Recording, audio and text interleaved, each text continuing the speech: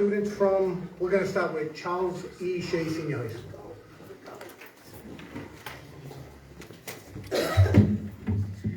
Hello everyone, my name is Glenara Santos. I am a junior at Shea, and here are our Shea happenings. To begin with, our guidance department continues to share information about career opportunities and bring in colleges and universities during our advisory periods. AP testing began last week and continues tomorrow with AP Spanish Language and Culture. Many scholarship opportunities have been presented to our seniors. Senior Supper will take place at Shea next Monday the 15th and will be hosted by our very own staff to honor our students. Students received their ASVAB results last week. Shea Fashion held their annual fashion show and it was an incredible success. Shout out to Willie, Miss McHale, and all the other people involved in making the show the best one yet. For Teacher Appreciation Week, the Student Council had begun a little project to show the teachers at least half of the love that they show us. And also a happy Teacher Appreciation Week to all the amazing educators here who shape students like me into their best selves. We love and value you. May 3rd, last week, was May Arts Night. Thank you to those who came to support our Shea Raider artists. Prom tickets are now on sale. No tickets will be sold after the week of May 15th. Shea students participated and won first place in the Advanced Division of Rhode Island's 3rd Annual Regional High School Wind Turbine Competition on April 29th, 2023, at the Community College of Rhode Island. Students received an invitation to attend the National Kidwind competition in Boulder, Colorado at the University of Colorado, May 14th to 17th, 2023. Students on the first place winning team are Anicia Santiago Morera, Camilo De Rosa, Milton Martins, and Edwin Guevara Garcia. Decision Day was last Friday and it was an incredible success. We are so proud of our Shea Raiders on the big steps they're taking for their future. The Shea girls track team put their best performance of the year at the division championships this past Saturday. The relay team, Di Carvalho, Delegado, Zayas, and Camara, medaled and placed 5th in the division with a time of 55.3 seconds. The boys track team earned numerous medals at the Eastern Division Championship meet on Saturday. Tyrell O'Connor won the 100-meter dash with Rhode Island top 10 time of 11.08 seconds. Congratulations to our unified basketball team on their winning over Mount Pleasant last week. They won 37-36. We would like to congratulate all our players on a great regular season. They start playoffs this week versus Cranston West. The game will be played on May 11th at Cranston West High School. Game time is 4:30. Finally, the Pawtucket tennis team takes another victory, this time against Burrville. First doubles also had a long match, losing their first set with a comeback for the second set decided under the tiebreaker. Then another tiebreaker for the third set, clinching the victory, beating Burrville 7-0, with no losses on our side. The Pawtucket tennis team is in the playoffs starting May 16th, their last home match. That is all. Thank you so much for your time.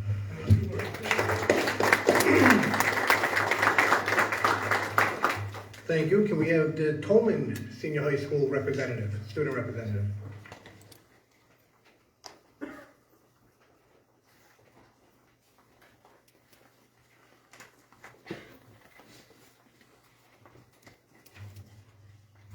Hello, my name is Dylan Brulette. I'm a junior at Tolman High School, and I'm here speaking on behalf of Tolman. First off, the PSATs and SATs were administered to all sophomores and juniors respectively on April 19th. Tolman seniors celebrated Decision Day on Thursday, May 4th. Seniors were celebrated for their commitments to four-year colleges, community colleges, the armed forces, and various other career pathways. Over 20 vendors were present to provide information to our seniors. AP testing began on May 1st. This year, Tolman has over 135 students registered to take more than 175 exams. Good luck to these students as they work to earn 3 college credits. On April 29th, several Tolman students participated in the Shea Fashion Show. This was another great example of students from both high schools collaborating for a memorable event. On Friday, April 21st, Ivy Parr, along with myself, participated in the visioning workshop to design the new unified high school. And lastly, the Tolman senior class and junior class held a car wash fundraiser on Saturday, May 6th. The event raised $500 to assist with our junior and senior events. Thank you. Thank you very much. And we have the student representative for Jackman Walsh School.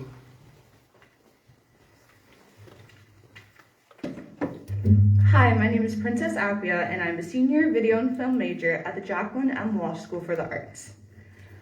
We had a wonderful school-wide performance by Brown and Trinity, which was fantastic and enjoyed by all. Last week, we had Judge John McBurney, Judge Joseph McBurney, Attorney Mary McBurney, Attorney Mackenzie McBurney, and our school SRO officer Summer speak to students for Law Day. Some of our students participated in the Shea Fashion Show by dancing, filming the event, and modeling. We loved kicking off the spring events with the District May Arts Night and our Triumph Music Honors Recital. Tomorrow evening is our senior music recital at the Music Mansion in Providence. On Thursday, our junior and senior theater majors will be going to the GAM for their final performance in the JMW Auditorium. We have a PTO. On May 25th, we have our spring dance and chorus concert in the auditorium at 6 p.m. Friday, May 26th, we have our chorus who will be performing at the Trills and Thrills Festival. Our honors night will be in the auditorium at 6 p.m. on May 31st. The following night is the second annual JMW Film Festival and Art Showcase, where student art will be displayed, and we will have a screening of films in the auditorium. This event will begin at 5:30, with films beginning around 6:30 in the auditorium.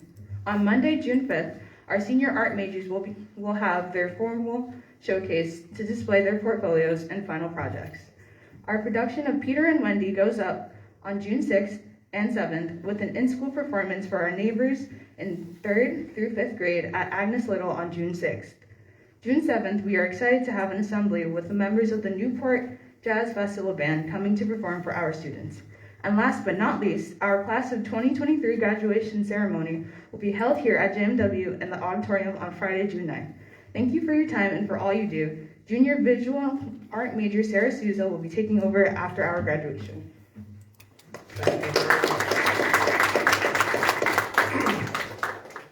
All right, at this time, I'm going to have the superintendent go at the podium. We have two very special, we're going to recognize two special groups right now.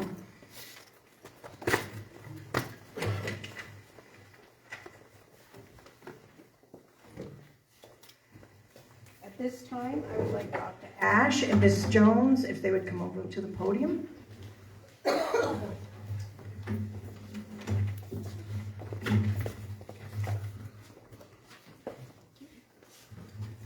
On April 29th, 5 Shea High School students, under the leadership of teacher Roberta Jones, participated in the Rhode Island High School Wind Turbine and Can Wind competition at the Community College of Rhode Island in Warwick.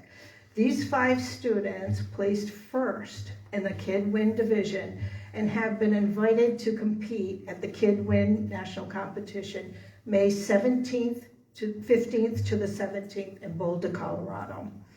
At this time, we would like to congratulate and recognize these students for their outstanding performance and wish them the best of luck in their competition at the national level.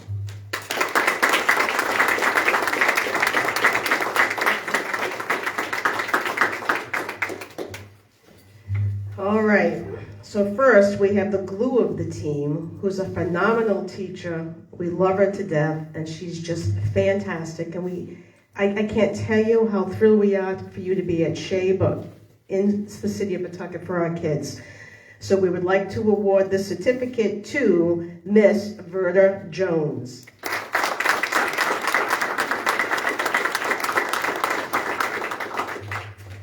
And now we have our team. And it's no doubt, we won. We're good. Oh, let's see. Oh, I need my glasses. All right. First, please, a round of applause for Edwin Govera Garcia.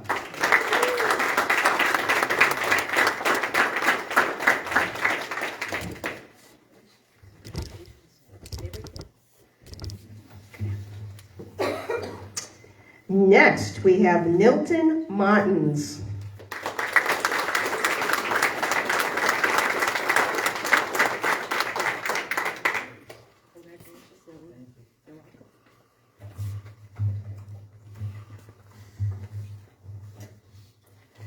Next, for one of our students that could not make it tonight, but let's give him a round of applause, Camilio DeRosa.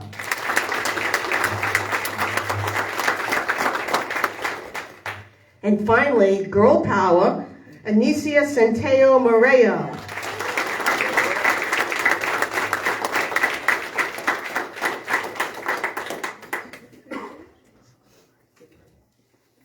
And Verda Jones would like to say a little.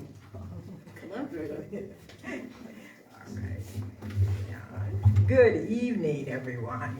Really just excited about the opportunity to work with the students at Shea in the engineering program. So basically, you know that the class that this is part of is actually part of the CTE program, and it is a community college, Rhode Island college level course. So the students, at least some of them, will be getting college credit because it's the same curriculum that CCRI teaches as part of their engineering, Introduction to Engineering Wind Turbine class. So we are excited that on Sunday that we'll be leaving out of Boston and traveling to Boulder, Colorado to participate in the National Kid Win competition. This is our first year winning, actually, third year that we've been part of the competition, but we always got honorable mention. But we had some amazing students this year. They worked diligent, and we decided that, hey, we wanted to go to Houston, Texas. All right, so we're going to Boulder, Colorado. Last year was in Houston, Texas, but they remind me, Ms. Jones, you said we were going to Houston, Texas. So anyway, we're going to Boulder, Colorado, and we're really excited about it. Thank you. And,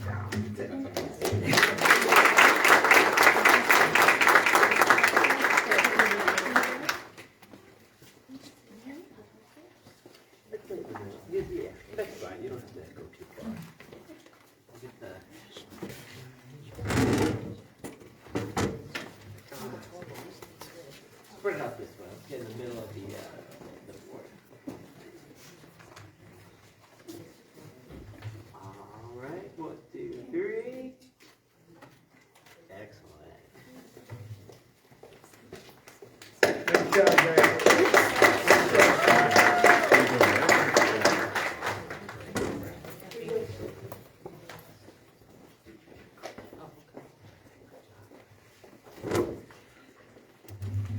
Next, we have an award or citation for one of our school administrators. On April 21st, Mr. Matt Bergeron, the principal of Goff Junior High School, was awarded the Rhode Island Music Educators Administrators Award. He was nominated by Mr. Dupree and Mr. McCollum, music teachers at the school. Mr. Bergeron was nominated and won this award not only for supporting the rebuilding of the music program after COVID, but also for his continued support and commitment to music education. On behalf of the Pawtucket School Department, I would like to thank Principal Bergeron for a significant and lasting contribution to music education.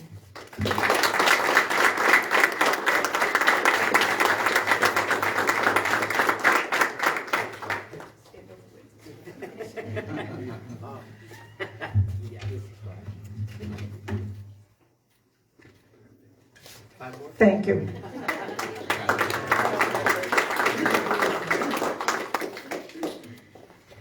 All right.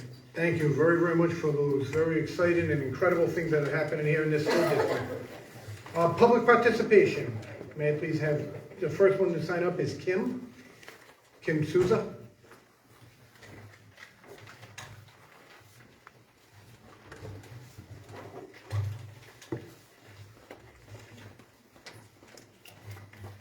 Good evening. My name is Kimberly Souza, and I'm the president of the Northern Rhode Island Collaborative Employees Union. Just get my notes. All right. I'm aware that you all voted to dissolve the NRIC. I'm here to ask you to give us the gift of time. We are diligently working with the Pride and state leaders to develop another oversight model which would protect districts from any financial liability. We would like 1 year to develop this model since things unraveled quickly when all districts withdrew in December. Over the years, the NRIC has done an outstanding job meeting the needs of students from Pawtucket, and we would like to continue to do so. We are pleading that this Pawtucket School Committee reconsider their withdrawal from the NRIC. The plan of dissolution has a modification or abandonment of the plan where you could be the heroes of all the Northern Ireland Collaborative students. Again, I thank you for your time, and I hope you listen and we're allowed to be heard. Thank you. Thank you very much. Kim Sue. May I please have Hannah? Hannah. Hi, that is much louder than I expected. My name is Hannah Loeb. I am the music teacher, the first music teacher to ever work at the Northern Rhode Island Collaborative. And like my colleague Kim, I'm here to implore you to keep us open. You know the stakes. You know who we serve. We serve Pawtucket's neediest students, Rhode Island's neediest students. You know the students who you refer to us. These are the students who were unable to learn until they come to us. And I'm certain by now you're aware of the fears that our students have and their families and our teachers have regarding the fate of these students should we close. Like I said, you're aware of the stakes by now. I have no doubt that if the collaborative students return to Pawtucket, their education will be in the hands of professionals who are talented, compassionate, loving, and dedicated. I have no doubt that said professionals will do their absolute best to prepare our students to lead lives filled with meaning and contentment and stability. I do not say these things about Pawtucket teachers as an attempt at flattery or a profession of faith, but a statement of fact, one that I am entitled to make because for 3 years I was one of them. I taught general music and chorus at Goff Middle School before Matt Bergeron's time there. I was at Goff for 1 year, 2016, 2017, and then at Baldwin for 2 years following. At both schools, I was welcomed by incredible teachers who supported me. They were kind, they were talented, they were compassionate, they were dedicated. They made me feel very much at home, and I can't thank them enough for what Pawtucket schools have done for me as a teacher. The collaborative is in some ways rather like the schools I taught in Pawtucket, actually more similar to other schools I've taught in general. For example, at the collaborative, we have complaints, we face inconveniences. It's inevitable. We're human. No matter what the institution is, people complain. But at the collaborative, we are able to easily and regularly find and demonstrate gratitude and joy. Like any other school, like the schools I taught in Pawtucket, we have moments where things are messy and chaotic. Given the challenges our students face, I suspect this happens more at our school than at other traditional schools. Certainly more than at the schools I taught in Pawtucket. Yet, both the staff and the atmosphere at the collaborative are incredibly calm. Like any school, at the collaborative, we have times when we feel powerless, when issues far beyond our control impact our ability to teach. This is an inevitable part of working in education. It is one of the hardest parts of the job, and it is something that I have seen teachers struggle with everywhere I have taught, and I have seen teachers who, even everywhere I haven't taught.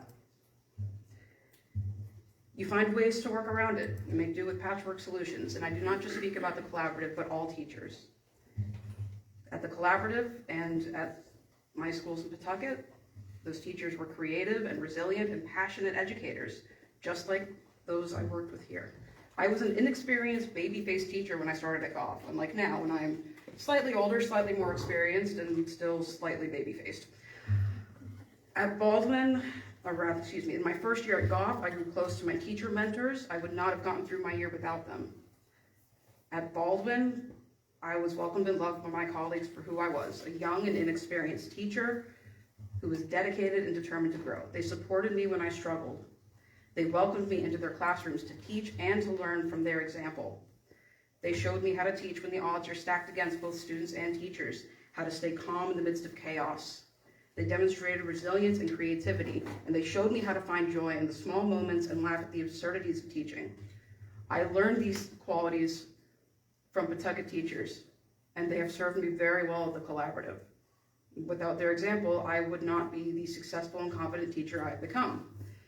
And yet the qualities exhibited by these teachers cannot compensate for the fact that The institution that these teachers work for was frankly not designed to accommodate the needs of every single student. Not because of any faults in Pawtucket schools, not because of anything done deliberately, but just because the needs of the students at the collaborative are so drastically different from the majority of the population that no amount of funding or increase in staff or love and talent and dedication and compassion from a teacher can change that.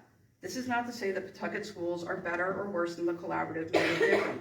It is not for lack of effort on the part of Pawtucket teachers that students who come to the collaborative were unable to thrive here. You heard Kim speak before. Legislatively and administrative leaders at the State House and at RIDE have expressed a strong desire to keep us open, and our union is working with them. We have asked our board for one more year to remain on the board, just to provide us enough time to come up with a plan to continue servicing these students. A plan that it would benefit Pawtucket students, and not just the ones that we have, but the ones we don't have, the ones who are maybe not able to receive, would not be able to receive the same quality of services if our students returned. At your March board meeting, several of you expressed regret that you voted to withdraw from the collaborative, and it was said by I don't remember who that if anything, Pawtucket should be leading the way in the effort to continue providing a quality education to Rhode Island's most vulnerable students, and you have that power in your hands. It was made clear at the most recent NRIC board meeting that the dissolution plan that our board voted on could be stopped or reversed at any time. It was also clear that our board of superintendents, the individual members, could not act without the authorization of their respective school committees. And it is for that reason that I and Kim are speaking to you this evening. If even one member of our board of superintendents remains, we will stay open. You can vote to rescind your letter of withdrawal from the collaborative. You have the power to keep us open. You have the power to enable us to continue providing services, providing hope and a bright future to Pawtucket students, to Rhode Island students who are unable to learn in traditional schools. You have the power not only to lead, but to teach by example, much like Pawtucket teachers did for me. And I implore you to use that power and set an example. Thank you. Thank you very much.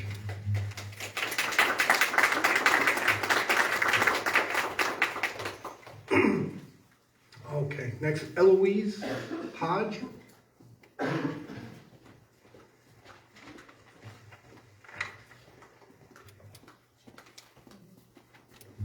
Hello. My name's Eloise Hodge, and I'm the district nurse for Pawtucket. I was hired in January of this year. I'm here tonight on behalf of myself and the other Pawtucket registered nurses to discuss the need to retain my position as district nurse. I have a letter written and signed by your regarded registered nurses. Dear School Committee, we are writing in support of retaining the district nurse position that is being eliminated for the next school year. This past January 2023, a district nurse position was created in Pawtucket to help with the overwhelming demands put on the nurses, in part due to the pandemic, but also due to increased medical needs of our student population. The district nurse has been instrumental in covering absences when no subs are available, helping with the dental, vision, and scoliosis screenings, helping with getting consents for the Vaccinate Before You Graduate program for our secondary students, helping with health records for our pre-K and newly registered students, covering the health office when the nurses are writing healthcare plans, teaching classes such as puberty, updating health records, etc. Helping with sending and requesting health records for transfer students from other districts. For the 2022-2023 school year, prior to the hiring of a district nurse in January, there were 35 uncovered days when a school did not have a nurse in the building. After a district nurse was hired in January of 2023, there were only 5 uncovered days when a school did not have a nurse in the building. This has not only kept our school children safer, but also put less burden on the staff to manage medical issues without a nurse in the building. This is one of the first years that we are on track to complete all the mandated dental, vision, and scoliosis screenings in all our schools. In the past, it has not been possible due to the lack of help with these screenings. Having a district nurse in Pawtucket helped to increase the vaccination compliance rate for our secondary students this year. Many districts throughout the state have a district nurse or similar position. There are so many different ways the district nurse has been an asset to the health and welfare of our students. If Pawtucket truly values the importance of student well-being, we will find the funds to keep a district nurse in Pawtucket. Thank you for your time. I was gonna read all the names, just Kathleen Kando, Agnes Little School, Colleen McMichael, Tolman Nurse, Kristen Barry, Potter Burns School Nurse, William Woods, Curtis Nurse, Judith Aurelio, Cunningham School Nurse, Paula Seymour, Shea Nurse, Elizabeth Ferreira, Verrier School Nurse, Laura Chadwick, Goff Nurse, Jordan Pino, Slater School Nurse, Maura Boragine, Jenks, JMW Nurse, Mary Beth Dawes, Winters Nurse, and Deb Metataxis, Baldwin Nurse. Thank you.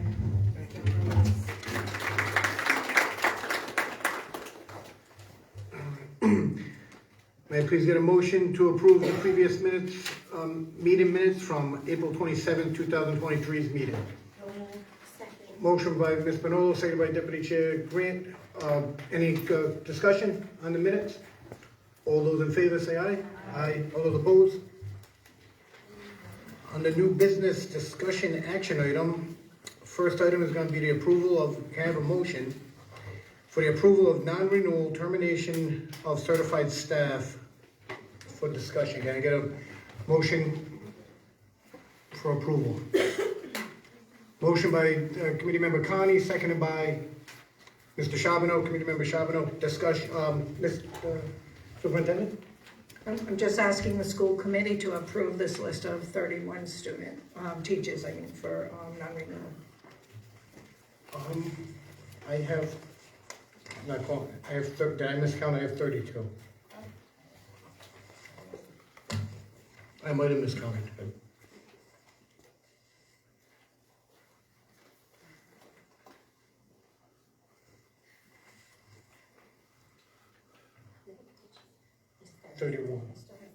Oh, you said 30, then I miscounted. All right, no problem. Don't go away from math. Any discussion? Mr. Charbonneau. Is this the complete list, or are these funded through local or ESSER funds? I would say at this time, it's a combination of the two. This list is complete as of today, as we know it. We haven't really gone into the local budget yet. This is mostly grant positions. And on the reasons, we were provided, everyone was one of three. A teacher returning from a leave of absence, or a regular teacher may elect to fill the position, or it's anticipated that there'll be fewer teaching positions in the area.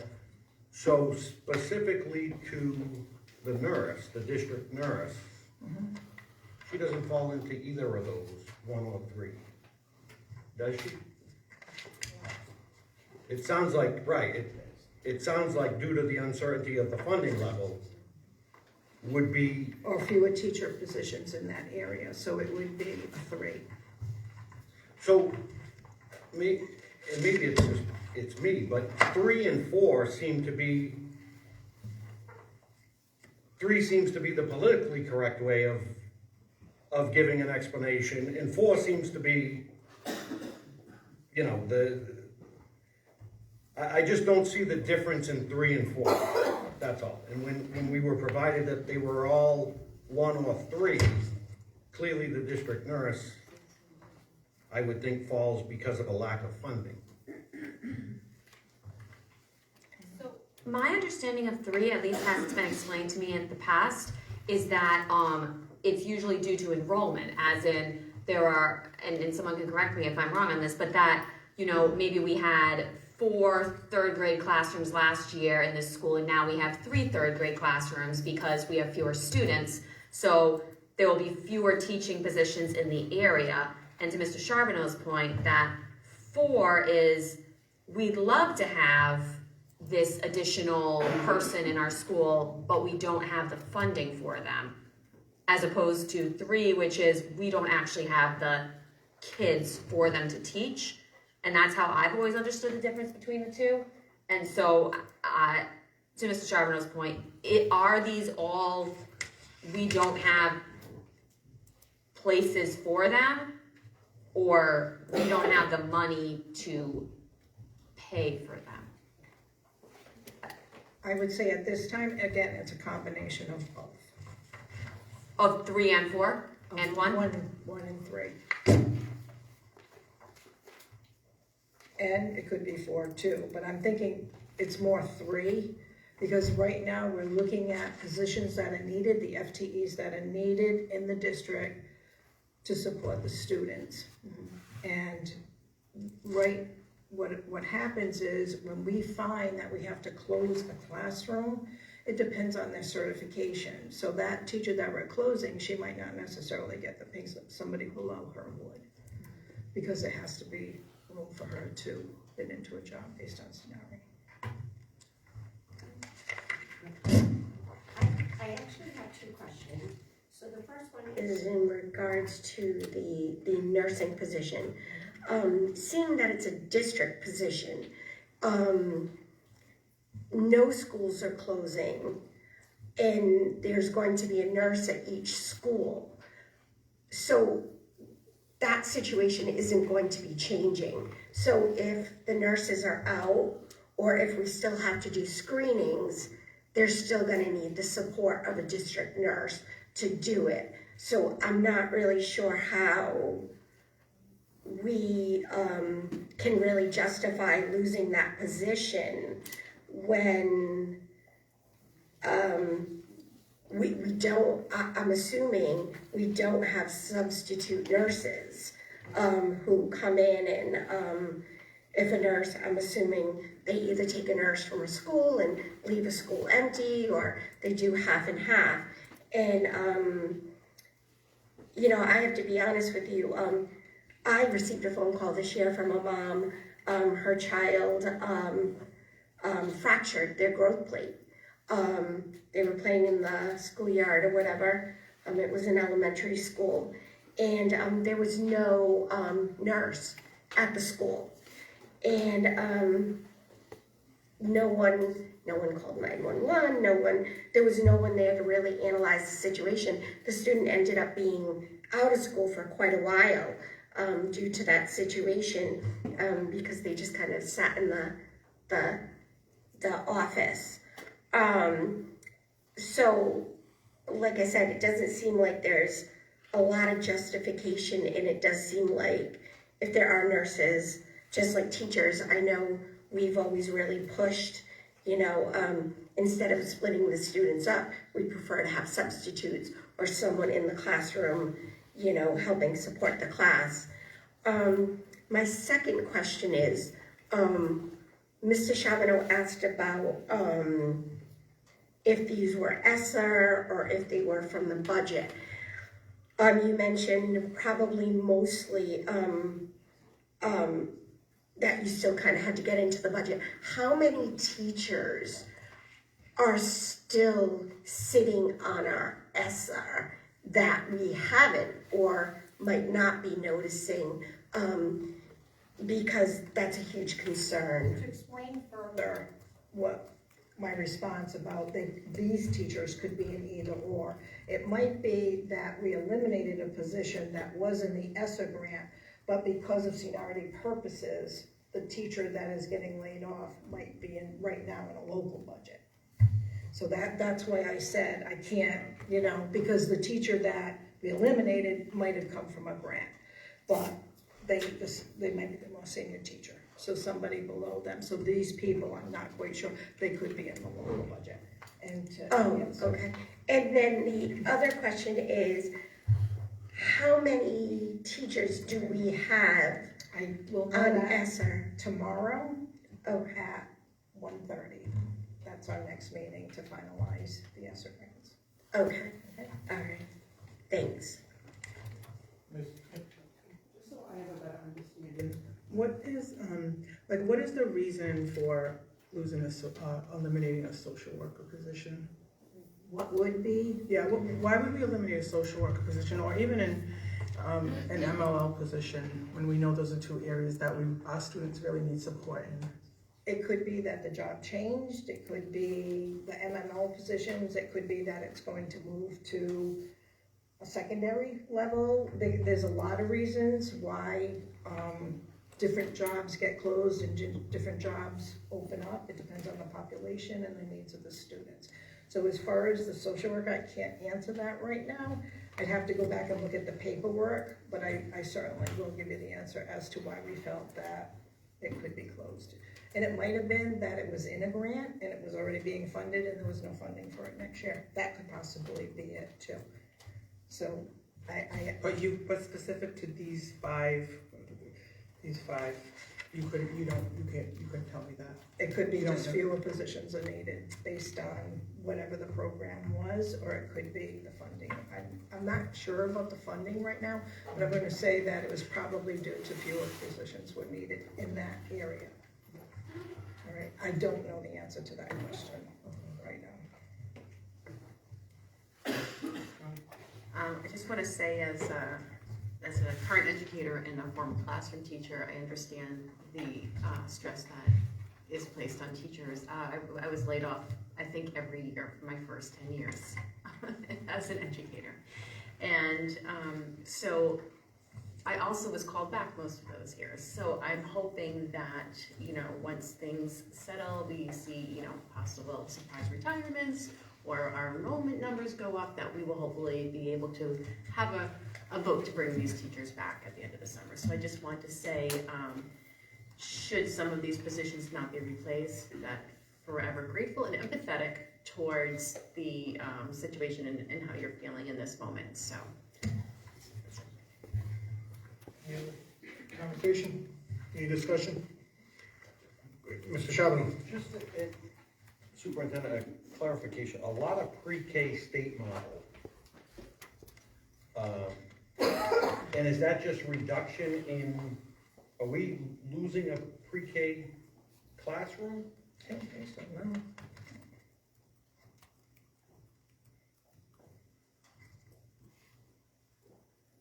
Just, we're losing 2 pre-K teachers at Green, but we're not losing a classroom? Am I looking at? Yeah. Can she answer? Yes, if she has the answer. So, if someone else, another position may be eliminated, but someone else may hold that certification. They're not necessarily using it right now, but they have more seniority, and therefore they would, this person perhaps would have less seniority, and therefore the pay slip goes to the person with less seniority. So they may have the cert, but they may not be using it.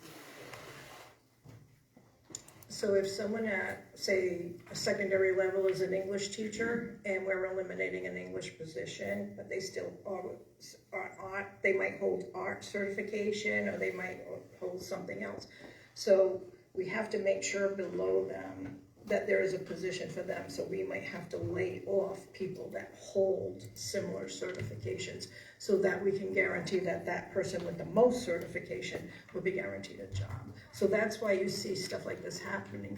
Even though it's a PK, there might be somebody that needs that position that is higher in the seniority list that holds that certification. I just worry, I mean, we're hearing that RIDE is putting on a job fair and actively hiring, and I don't want to be in a situation in July where we find out we have 30 open positions because we've done all of this now.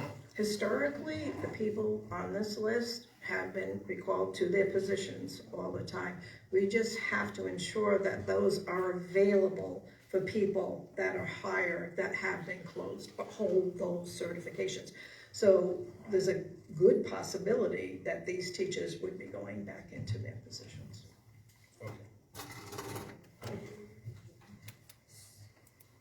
So my question was actually answered, but I kind of want to segue a little bit on what Mr. Charbonneau stated, you know, the last few years, because things have been good, we haven't really done layoffs. So things, you know, and a lot of these people are probably new. So there's probably a lot of people who aren't really familiar with what the process is. So I think, and I could be wrong, Mr. Charbonneau, but I think the concern is we could lose some good people. If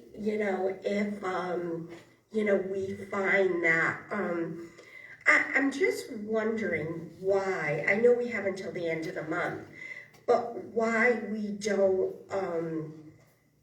why all of them weren't brought to us at one time. I understand there was a change, there's been changes in leadership, but I'm just wondering why the ESSA, the budget, all of that wasn't, those employees weren't brought to us all at one time for us to vote on.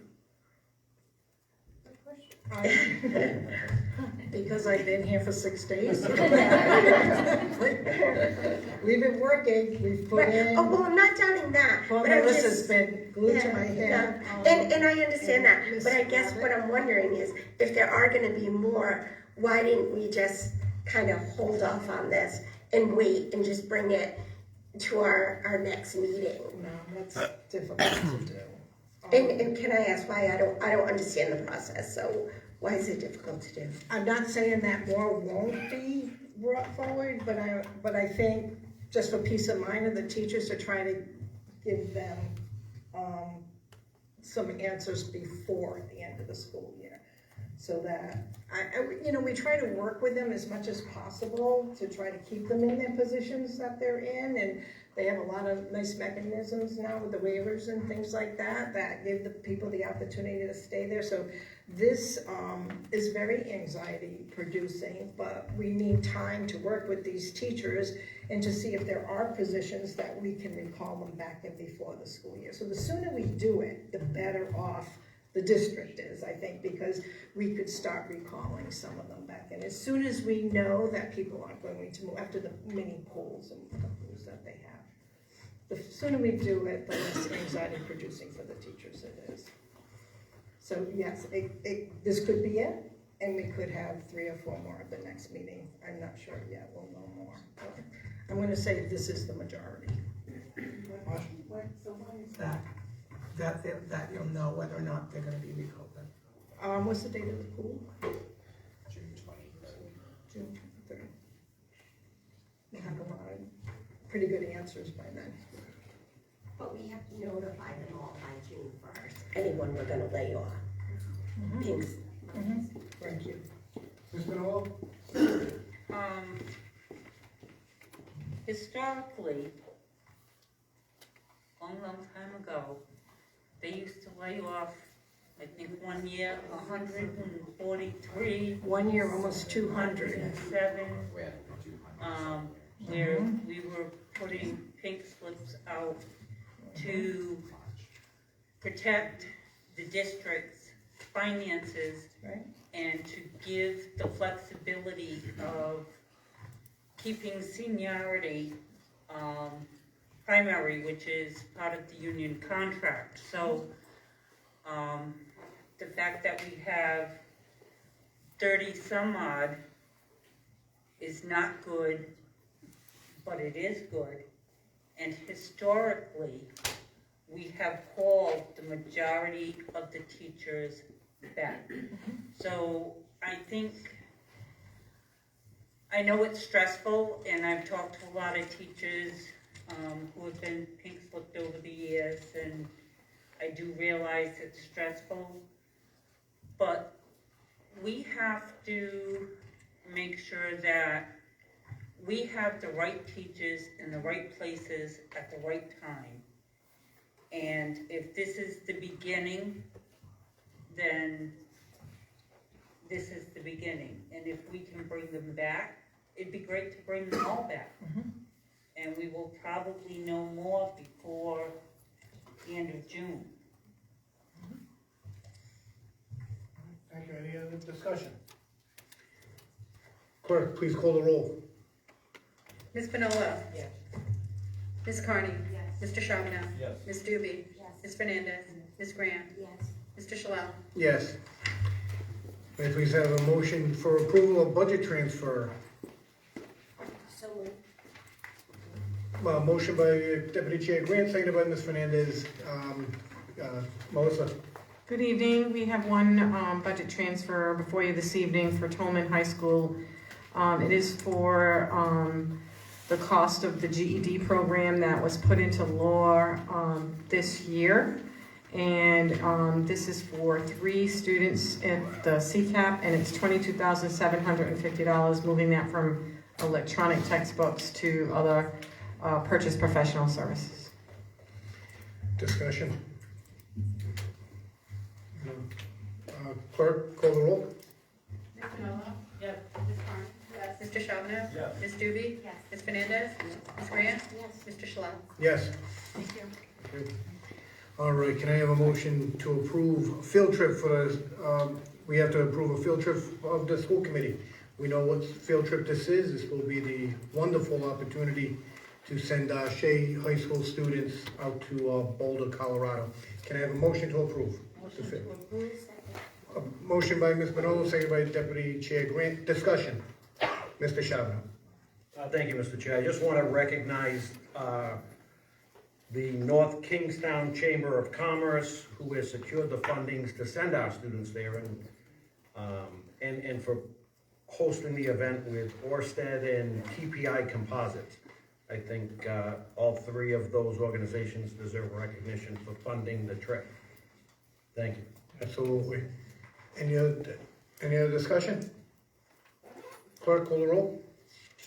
Ms. Fenola? Yes. Ms. Carney? Yes. Mr. Charbonneau? Yes. Ms. Doobie? Yes. Ms. Fernandez? Ms. Grant? Yes. Mr. Shalal? Yes. Thank you. All right. Have a motion to approve the Baldwin Design Development Review and approval to submit to RIDE. Motion to approve. Second. Motion by Ms. Manolo, seconded by Ms. Grant. Discussion. Jared? Derek is not here this evening, Derek is. Derek, perfect. Derek?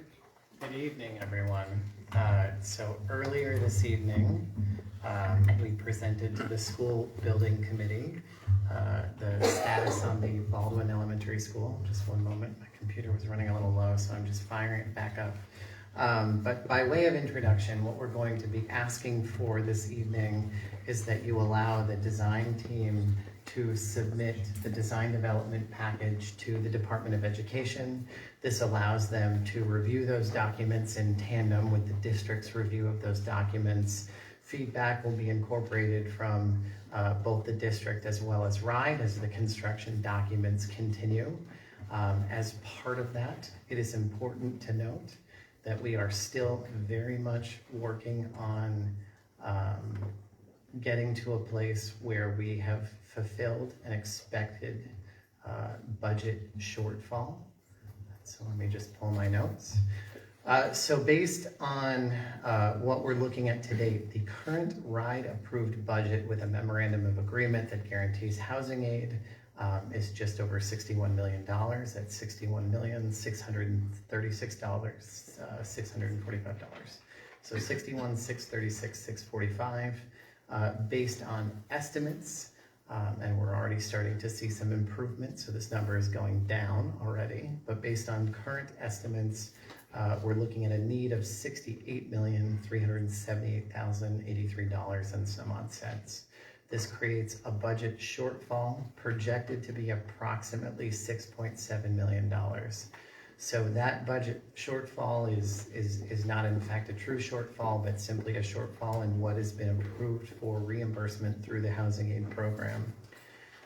With that in mind, your chief financial officer and I have been meeting with RIDE as frequently as they will see us. We are working towards a solution because, as I'm sure you're very much aware, there is no shortage of approval overall here in Pawtucket in terms of construction and housing aid funding. There are also a number of other funding and finance vehicles that have been afforded through COVID and through other means. And so at this point, we are in active discussions with RIDE. Certainly Melissa will correct me, but I believe a request has gone out or will be going out to RIDE to request a meeting to continue those conversations. And I can tell you that while I don't love this challenge, it's not of any of our making. Basically, the shortfall is nearly equal to what we saw in inflation over the past year, and is something that if we were to begin anew, had we never had this project approved initially and were to have it approved now, the current budget as projected would be within the Rhode Island guidelines and would receive full housing aid support.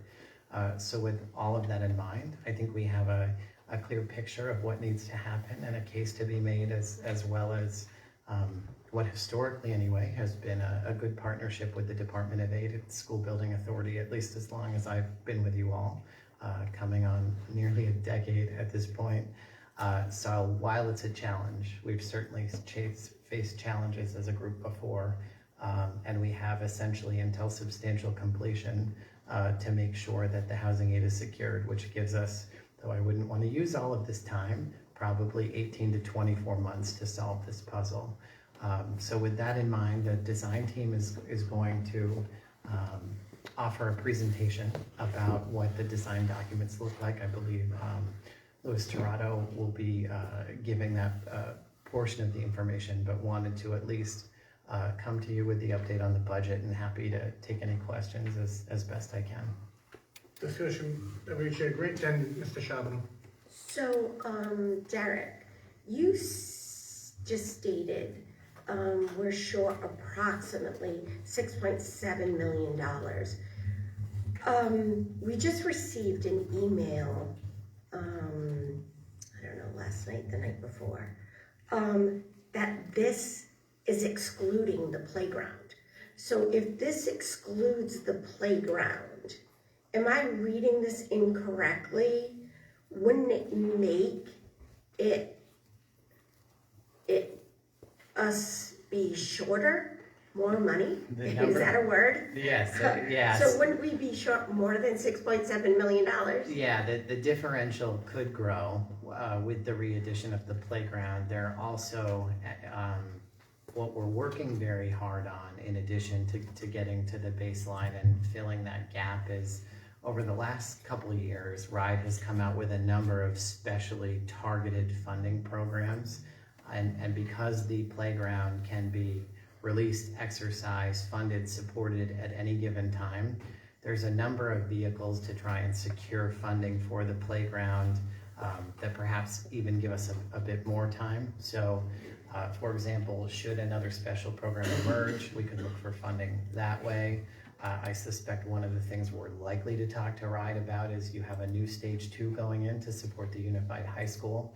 Perhaps they would entertain specific targeted funding for the playground or other scopes of work associated with this project as part of a new approval, which we would have by the end of this calendar year.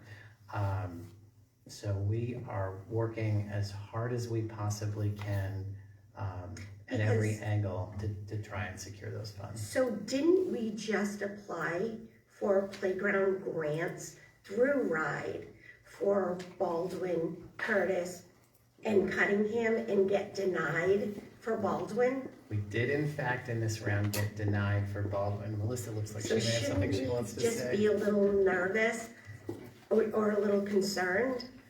So if I may, yes, RIDE did tell us to apply for the playground through the FEI that came out this year, and then unbeknownst to me, it was done at a meeting that I wasn't asked, and so they said put it in there, and I said it doesn't make really any sense because the approvals that are on file at RIDE are all from the same bucket. So if they're not going to approve it as part of the school, how are they going to approve it? So when they came out, they had said that they did not approve any additional funding for Baldwin because it was a new construction and they wanted to target the playgrounds at the schools that were being they were trying to spread the funds around.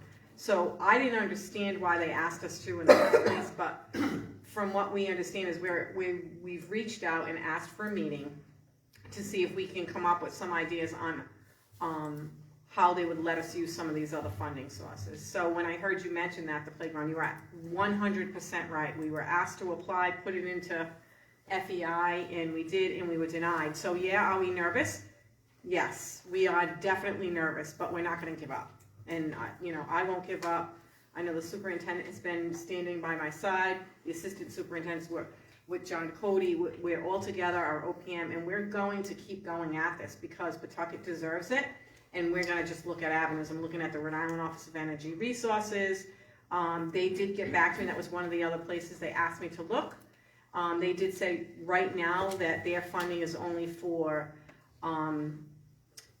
rehab and not new construction. So we're looking all over the place. We're not gonna give up. And while it's really nerve-wracking that we can't get this done right away. I like all the T's and I's done. We are not going to give up. We're gonna continue. So yes, to answer your question, we are nervous. I am especially nervous, but we will not give up. Thank you. Mr. Charbonneau, then Ms. Connie, then Mr. Noel. Derek, you said we're at 61 million for Baldwin? So yeah, so the RIDE approved budget currently stands at 61.6 million. The total anticipated need is 68.3 million. Right, so refresh my memory how we got to 61 million. That wasn't, what was the initial allocated from the initial bond for Baldwin? So great question. It's been a bit of a journey. The original allocated was approaching 59 million. It was 58.96 and on. That was based on what we had requested, what wasn't ultimately funded in the first round, but then additional funding was then provided after the fact. So we had gone in, as is fairly typical with a stage 2, with a target number. They had cut that, as memory serves, probably by about 10%, which is roughly the types of cuts they were doing at the time. We later were able to secure additional funding. I think in this case it was justified around the focus on pre-K and early elementary education. And so that's really how we moved from what they had approved at 58, which is less than we requested, but what was approved, and then ultimately the reintroduction of funds to make sure that they supported your pre-K program. But there have been numerous conversations over the life of this project about what the appropriate number is and funding coming and going. Ms. Connie? What is the estimated cost of the playground? 2 playgrounds. Well, for the one for Baldwin, that. Both the K2 and then the 3-5. So to clarify then from Ms. Manolo's point, this would be elimination of both play areas or just one of the two? So my understanding is that it's somewhere in the middle, in that there will still be outdoor recreational space, but the full development of playground, play equipment, supporting things, kind of the surface, all of those things, if it were to be fully realized, we probably, Melissa's whispering in my ear, are looking for another $1.7 million approximately. I'd want to fact check exactly where that number was, and again, these are estimates at this time. It isn't that there won't be any play space, but it will not be what you're accustomed to, and so that's where I agree. We're going to continue to find the money. We are a little bit nervous, but it's been a journey to date. It'll continue to be a journey. Can I add one thing? If I may, so the 1.7 was a number that's been in there for a while, and recently we've been working on everyone's playground. I know that the 1.1 to 3 is actually a good sized playground. We're also looking at the FEI 2 playgrounds, and we think their budgets are a little high, so we may be able to bring that down.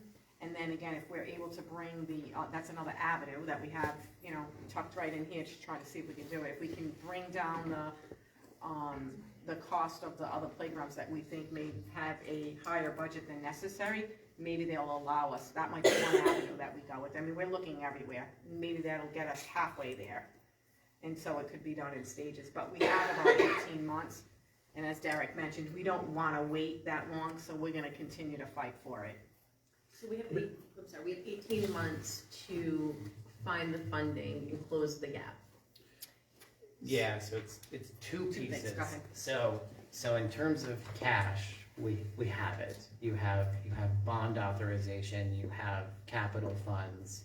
That there is money to pay these bills to get what you want. What we don't have yet is a guarantee from RIDE that they will kick in their 80+%.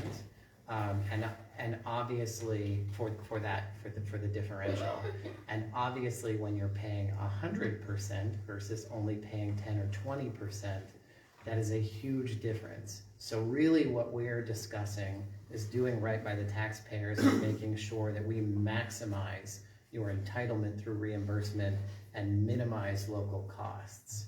But you do technically have funds either way. With returning housing, with the current housing aid that we're getting back on projects, and then what we do is we reinvest them.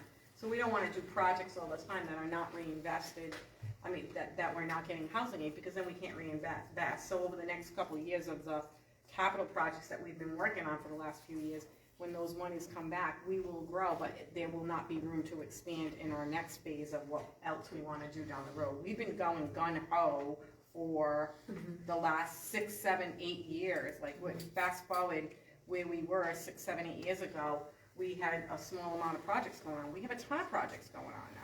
So Is the anticipated return on the housing aid going to be close to the shortfall? Like, is there a projection of how much return or we should be getting? So we have multiple projects, and so actually I have a meeting. It's funny that you say that, because I have a meeting next week for them to go through the housing aid.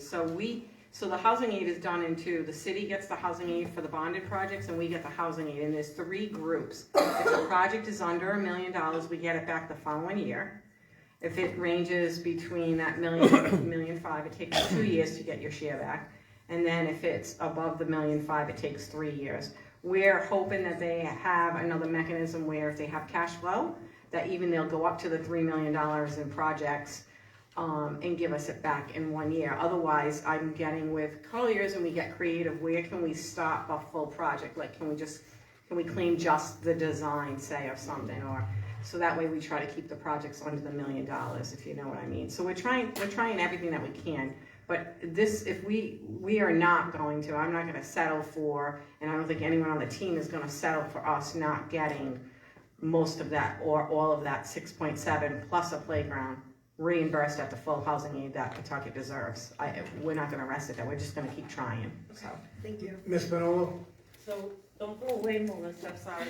So when we got our bond, Baldwin came under a specific program. However, the new program out there, if we were to resubmit our stage 2 to RIDE today, we would receive more than what we need to build it. However, RIDE has told us if we resubmit, they will not accept it. So they are providing other districts with this excess amount of money that they're refusing to provide to the city of Pawtucket. So if either of you would please explain that for everybody so we know why we can't get what we deserve. So I agree with Melissa. I am not willing to say you can't get what you deserve.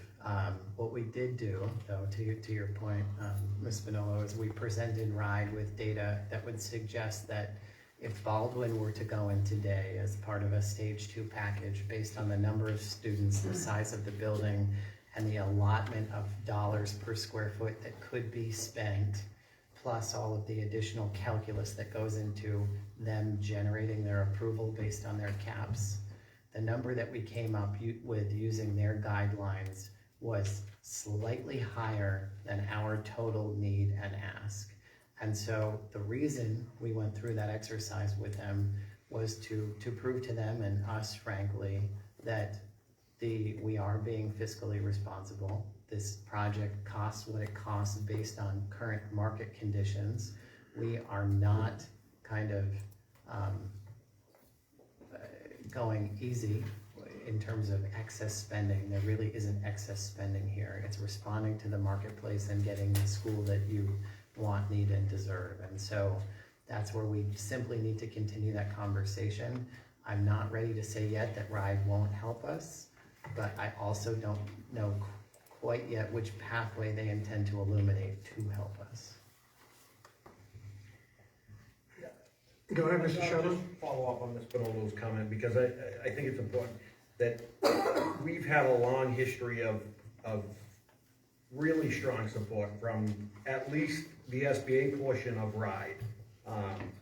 And I have to think with the partnerships that you folks have all built down there over the years, that, you know, there's a reasonable solution to this. And it seems like submitting a current day plan showing that it would cost just a little bit over our ask seems to be the reasonable solution to me. And I have to think the folks down at the SBA will work with us. So that was it. Yeah, we're trying. We're staying positive and we're not giving up. So we have everybody on the leadership team working together. And we're gonna just keep going. And we'll keep you informed along the way as we always do. Any other discussion? All right, I didn't think we were gonna get this deep in this conversation, but I'm happy. I'm really happy that this committee's on top of this. So again, I proved earlier in the meeting that I don't have any good math skills at all. Sorry about that to my Shea teachers. But, so 6.6 is what we're short without a playground. 6.7, but yes, yep. Again, I'm proving maybe I'm not good with my English. It's okay. So 6.7 we're going with. Approximately. And approximately 1.7 to put in the playground. So we're short 8.4 million dollars. Approximately.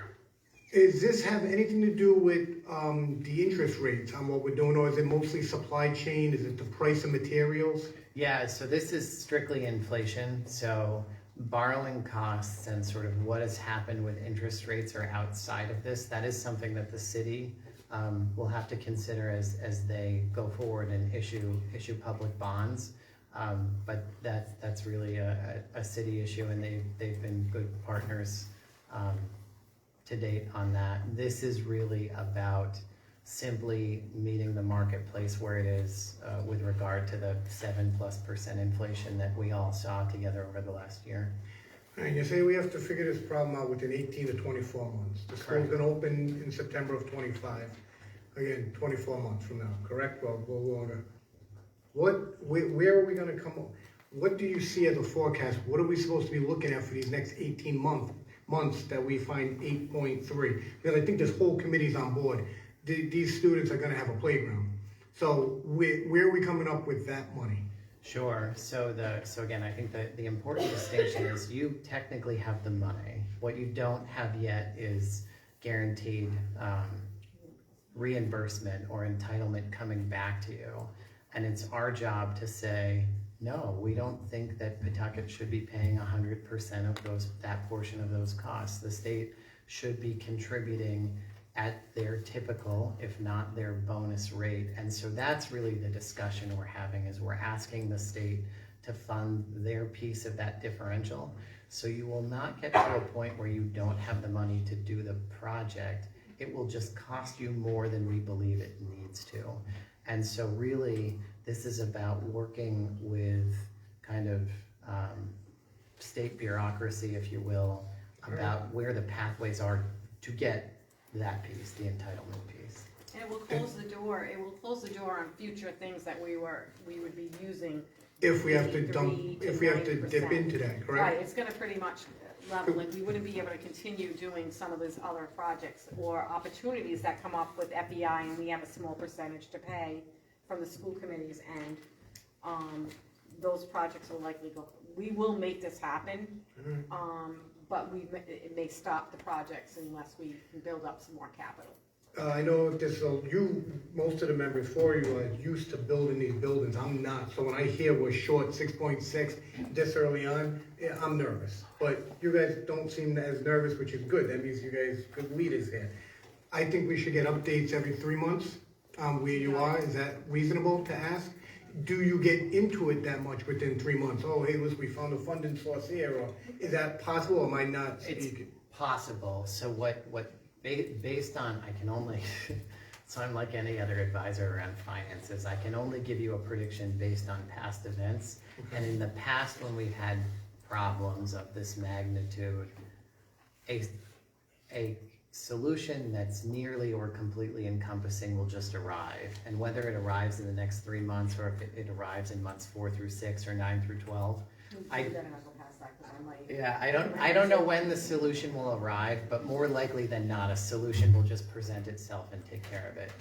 All right. We're being confident, optimistic, positive, because they have always supported Pawtucket.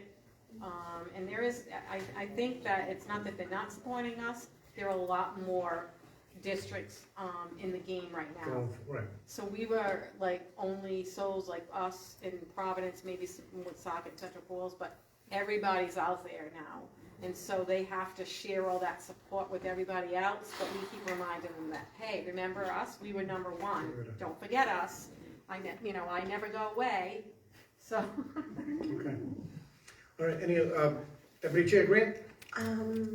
I don't know if it was a slip of the tongue or if I'm hearing it or remembering it differently. I remember when Chris Spiegel was here, and I know prior to Chris, we were looking at September 2024, and then Chris mentioned that we were gonna get pushed back to maybe the fall of 2024, but Chairman Shalal mentioned not opening till September of 2025 for Baldwin. So I would, because I was sent in for the team, Jared's out at a funeral, I have not really fully engrossed myself with the schedule currently, but that does sound right, though I will fact check it for you because I don't want to give you misinformation. I can tell you that kind of delays in discussions with RIDE, delays in funding, delays based on COVID, all of these other things have impacted schedules. I know at one point there was discussion about the schedule was starting to move. Did it make sense to try and re-enter over a winter break as opposed to in the fall? Likely that proved to not be feasible or possible.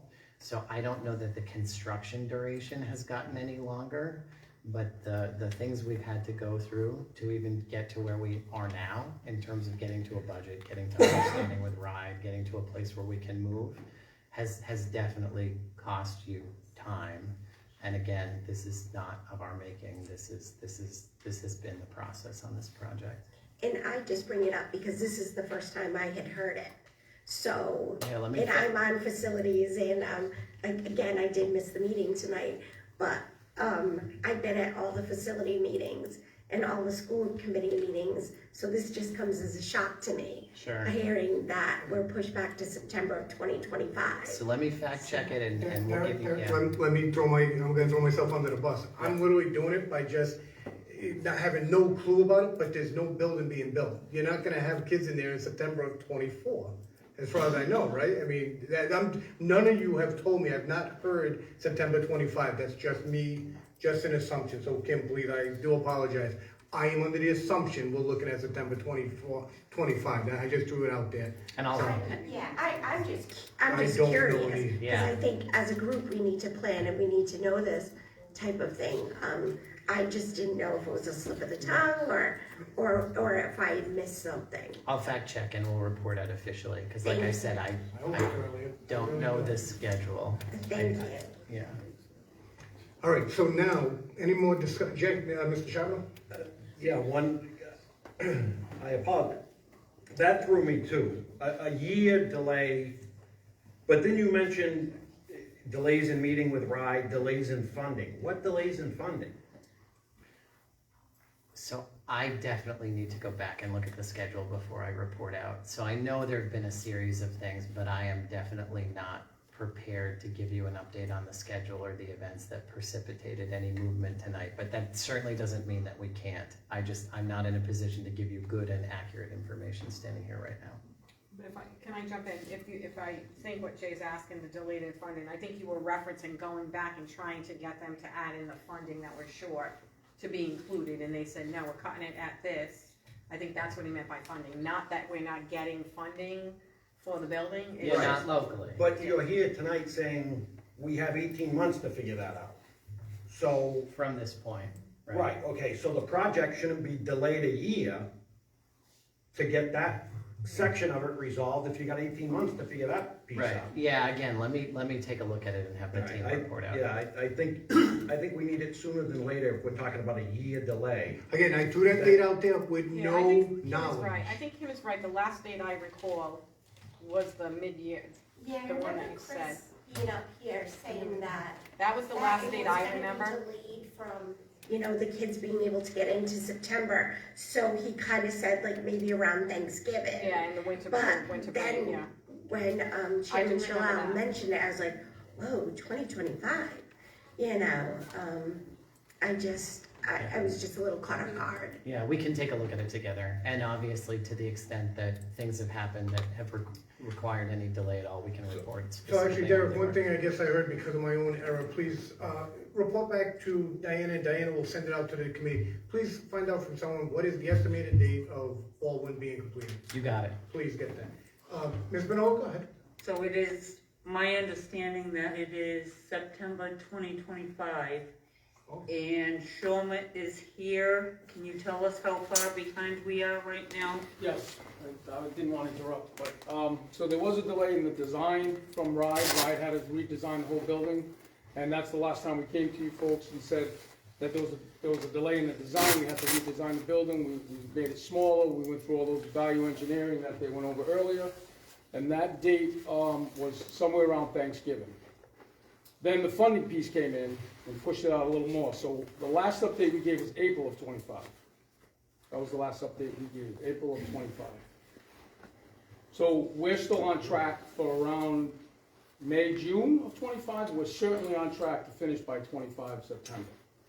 But the construction phase did not change.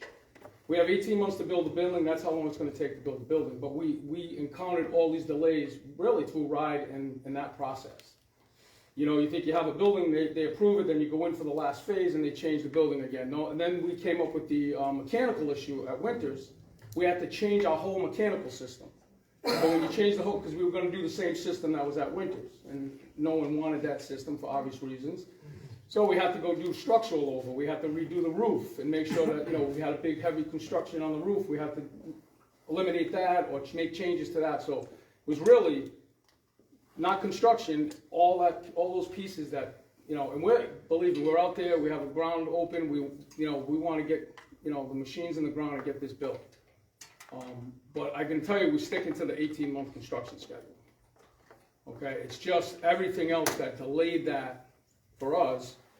We were to the point where, you know, what do? We're out here, we're sitting out here waiting for RIDE to make decisions. The last thing we want to do is start over. So we're hopeful with the RTAs that were approved tonight, we can start digging, and that's the key. Get foundations in the ground, and then we'll do the best we can, you know, to shorten that duration, which I think we can. But we're being a little conservative right now. I can tell you, it's not going to happen what happened at Winters. We will finish on time. We'll get the building open when we tell you we're going to open it. And as far as the budget goes, we're working diligently on our end. We just had a $200,000 savings in those 3 RTAs. So we're trending in the right position, but we have no control over the inflation. Just the MEPs, from SDs to DDs, from schematic design to DDs that you saw, went up 9%. That's electrical, mechanical, and plumbing. Went up 9%. Architecturally, we're right on budget. But those, you know, we can't get, it's supply and demand, you can't get anything, so everybody's prices are sky high. Electrical, panels, all that's why we're going to be asking for another set of RTAs to release some of that electrical equipment. Because we're looking at 60 weeks for some of that stuff. So it's not really, it's all the stuff that leads up to the construction. But construction is on point, we're going to be on time. We had 18 months when we came here and interviewed, we're going to finish the project in 18 months. It's just, where does that 18 months fall? You know, where does it start? We started the demolition thinking we were going to be in great shape. Hindsight, we would have waited to start the demolition. We needed activity, you know, everything was going great, and then Ride put on the brakes. Well, we gotta change this, we gotta change that. Then winters happen. Oh God, we can't have that system, change that. So, we're working hard. The whole team is working really hard to get us in the ground, on time, on budget. Did you have another? Go ahead, Mr. Charbonneau. I don't doubt anybody's working hard and all of that stuff, and my frustration is that I'm sitting here as a member of the school committee, finding out tonight that this thing's a year delayed for the first time. When are we gonna plan on communicating that to the Baldwin community and the residents over there?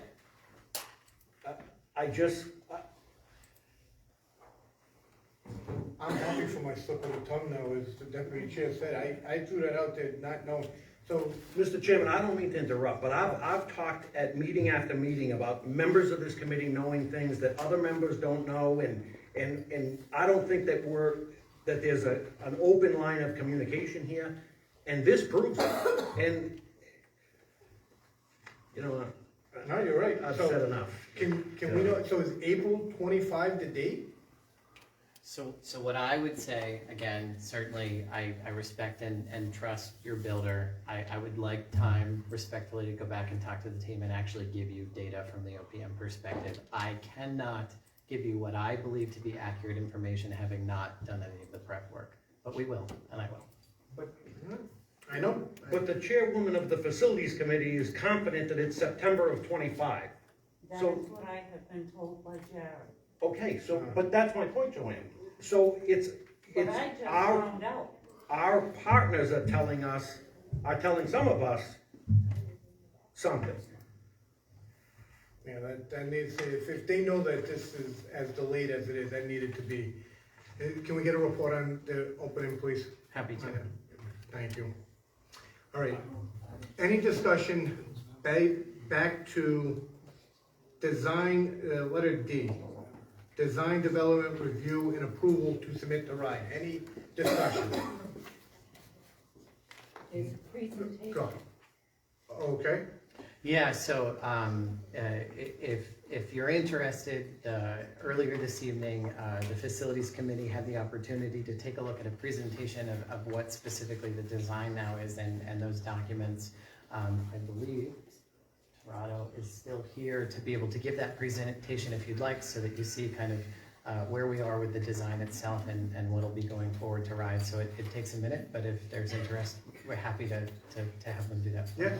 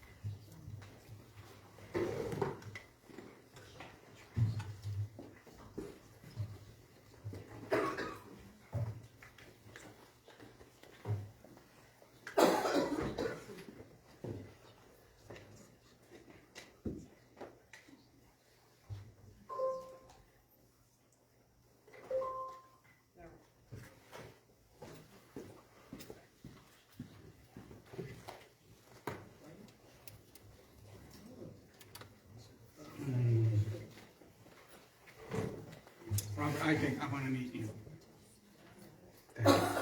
Good evening.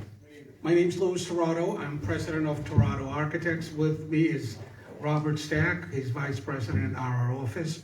I have been asked to give you a brief presentation on our design development, mainly highlighting the difference between the schematic design and the design development. I think what might be more appropriate given the group is if I go back and just give you a general design description of what we have been through. The Baldwin Elementary School is a 5-track elementary school, including grades pre-K through 5. When we talk about the number of tracks, we mean the number of classrooms in each grade. Initially, the pre-K was just 2 classrooms. And so the added pre-K scope that Derek talked about was that it was made a 5-track pre-K consistent to be a feeder for the rest of the school. Okay, next please. So this is the site plan. Whitman Street is located here. Randall Street is up here. And then the main entrance to the building is on Sisson Street. So at that main entrance access point, you have the parent drop-off. You also have visitor parking. You will see by the interior design of the building that the building's broken up into small cohorts. One of them is the pre-K and the K wings. Those are located here and here, and they have their own entrance and exit points and associated drop-off points. We talked a little bit about, it was mentioned about playgrounds. There's 3 play areas, each associated with each cohort. So at the top of the drawing, you have the K through 2nd grade play area. Then next to the pre-K, you have the pre-K play area.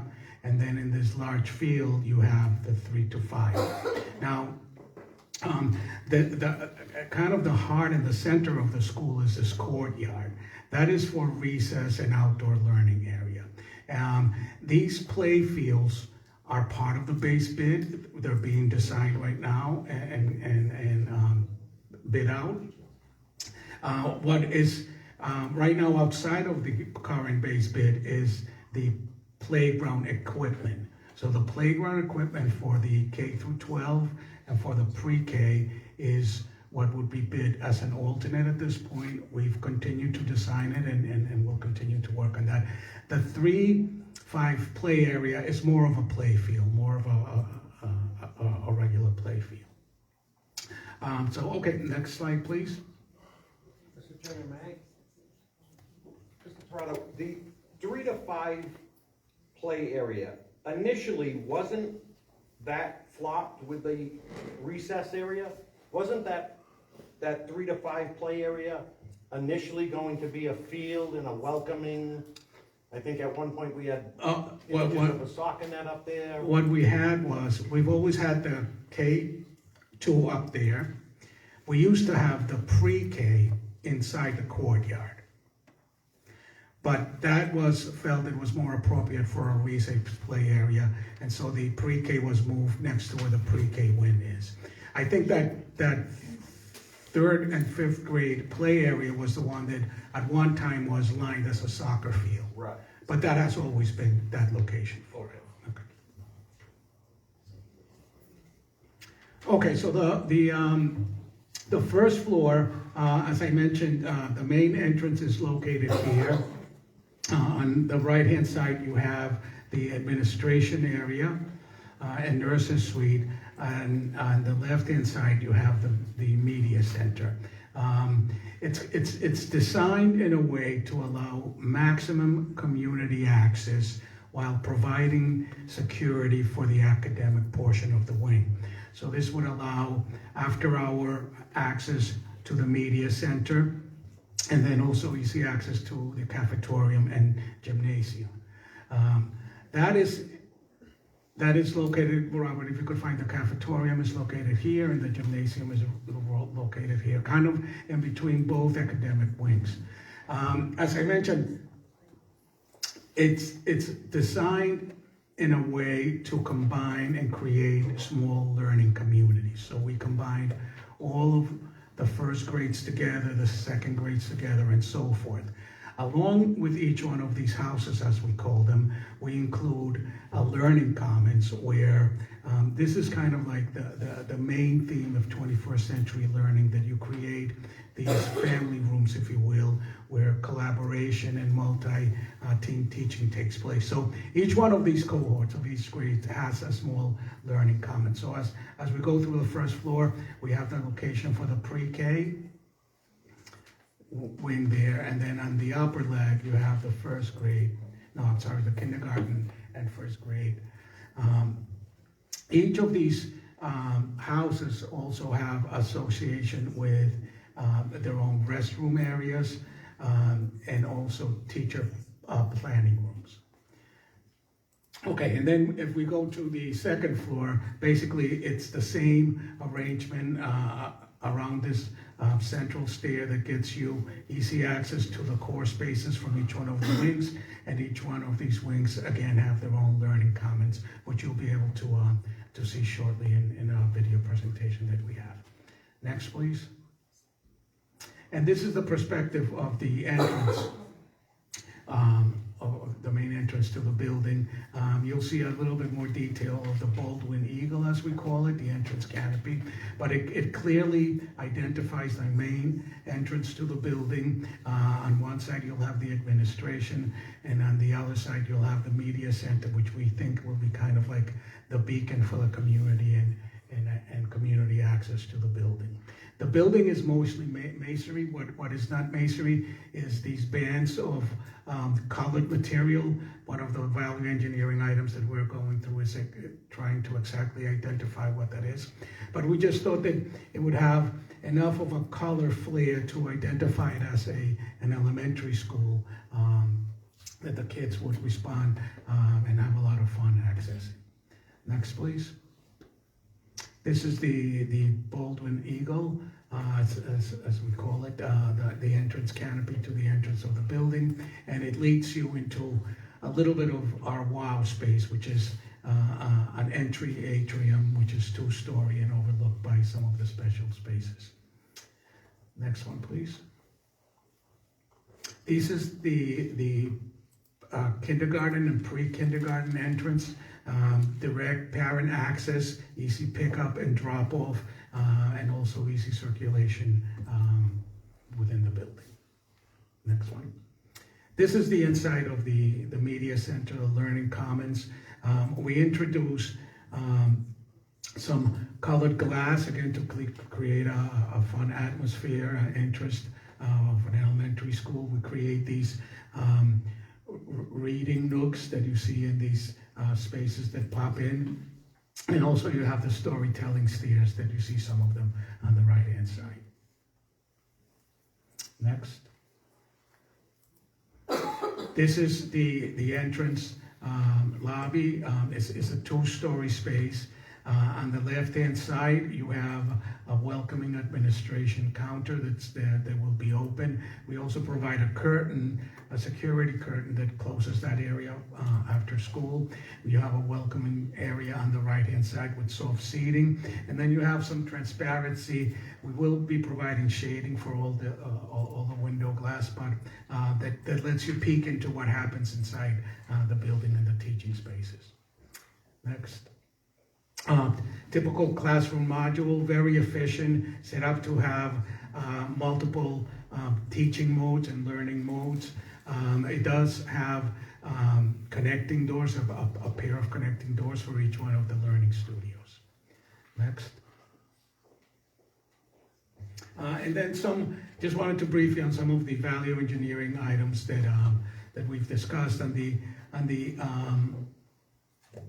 upper left-hand corner, you have a picture of a building that our associate architect, Jonathan Levy, designed.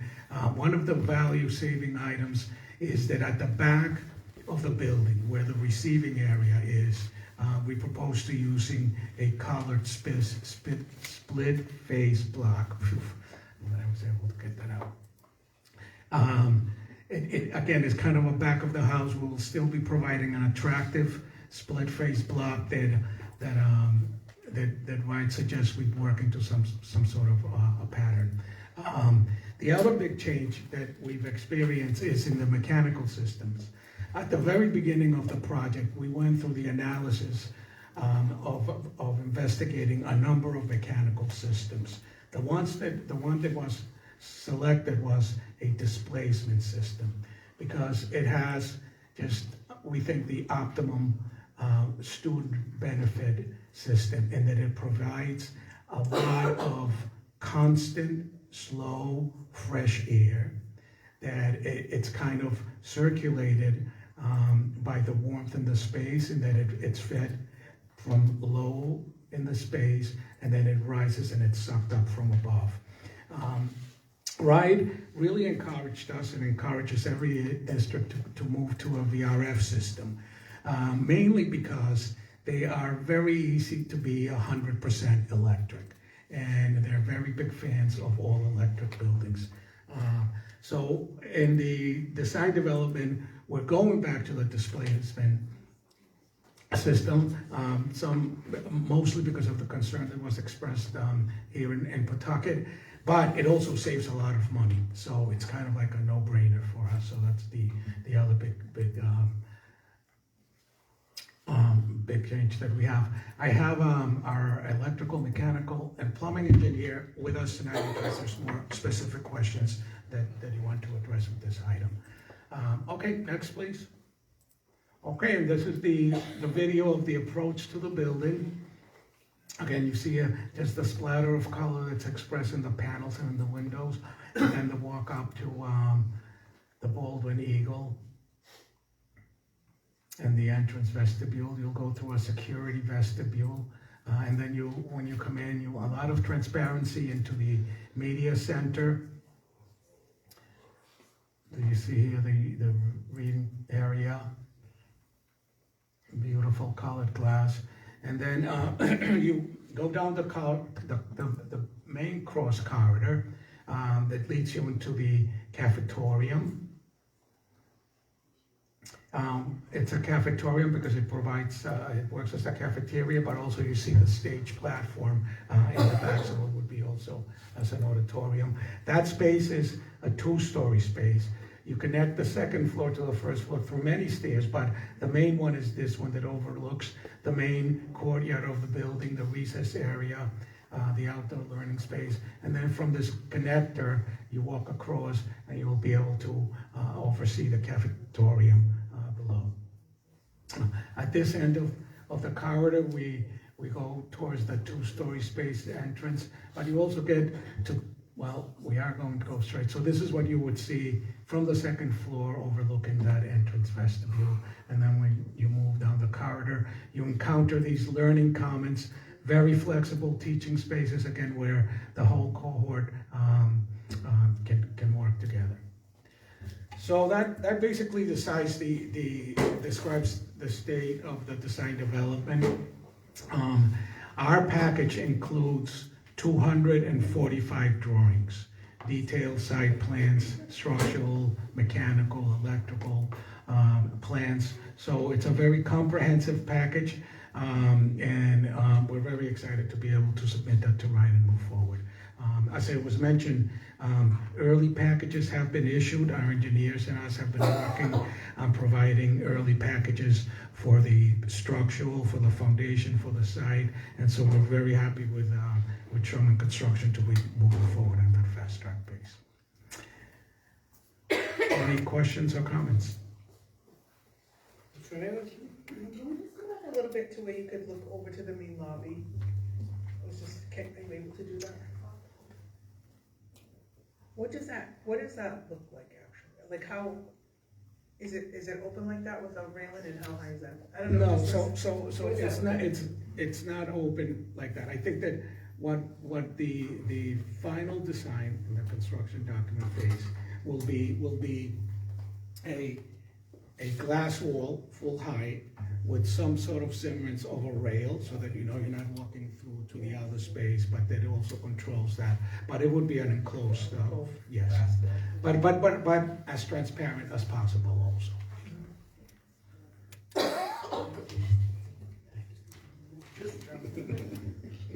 Louis, one question on the HVAC system, that you indicated this displacement is better suited for kids, but we didn't use the displacement at Winters, and we built that first.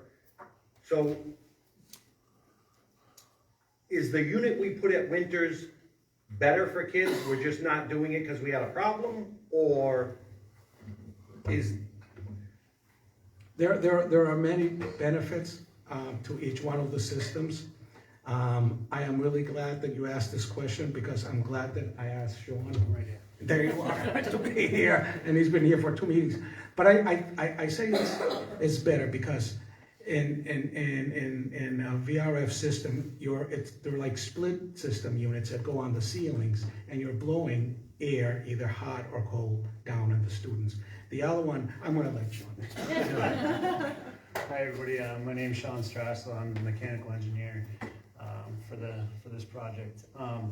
As far as displacement and versus any traditional overhead type system, really the benefit, which Lewis actually kind of touched upon a little bit, is that you're delivering air low, and it's almost filling up the space like you'd fill up a glass of water.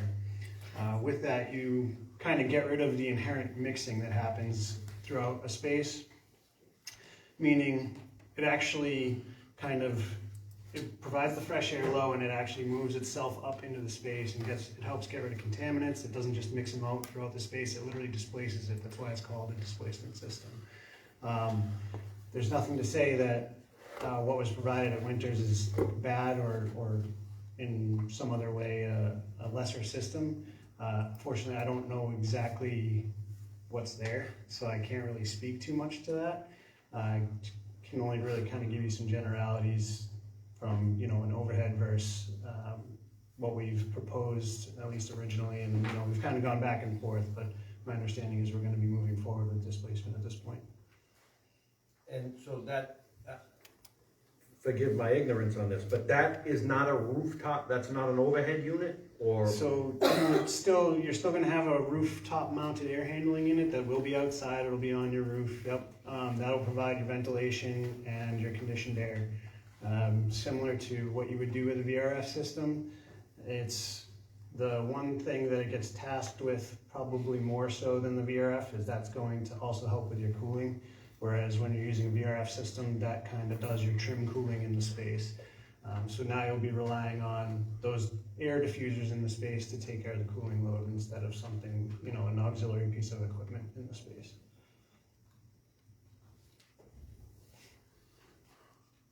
Okay. Any other discussion? Joey, do you have anything to add to the end? All right, how about, with no other discussion, clerk, please call the roll on the review and approval to submit to RIDE. Ms. Manola? Yes. Ms. Carmen? Yes. Mr. Charbonnet? Yes. Ms. Doobie? Yes. Ms. Fernandez? Ms. Grant? Yes. Mr. Schley? Yes. All right, can I get a motion to approve Baldwin recommendation to award number 4? Thank you. Round improvement. Motion to approve. Second. Motion by Mr. Charbonneau, second by Ms. Bonolo. Discussion on Baldwin recommendation on ground improvement. Derek, do you want to speak to it? Yeah, I'm happy to give a quick overview. So this one is probably the most peculiar in its presentation, so happy to walk you through it a little bit. The geotechnical engineer, part of the original design documentation, had indicated that based on soil conditions, a fairly sophisticated pier system may be required. In Shaman's going out to bid of that system, numbers were coming back significantly over budget. And so then it was discussed with the bidders if they would be willing to look at an alternate design to bring us back to a more conventional construction, generate the slight design change that would be required, plus become our engineer of record, and ultimately follow this through.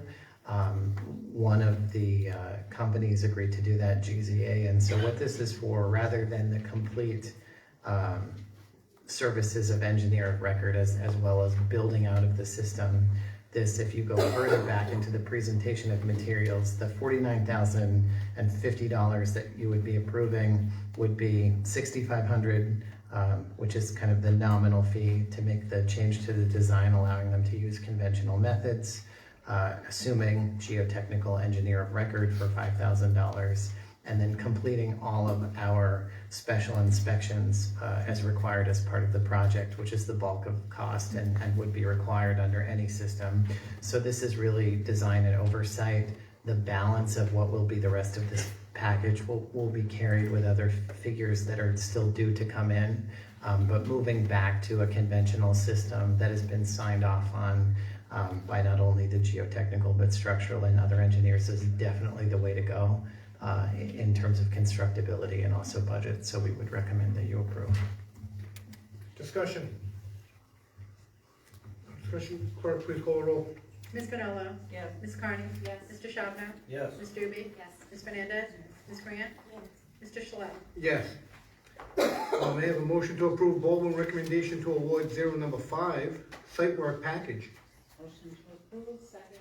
Motion by Ms. Bonello, second by Ms. Grant. Discussion, Derek? Sure, so I'm happy to kind of go into as much detail as people like, but thinking about high level and how the discourse has gone this evening, hopefully this is the beginning of some very positive news. So this would be an award to Devasio Site Corporation.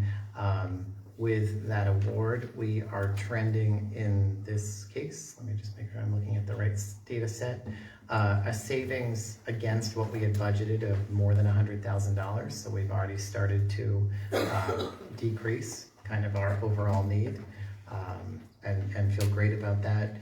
In the backup, you'll see there's their base bid plus hold and allowances as well as insurance. To the extent that we don't use all of the things that are being held in allowance, that money would come back to you. In this case, the hold really covers things like materials for site access, kind of control to keep things on site and those sorts of things.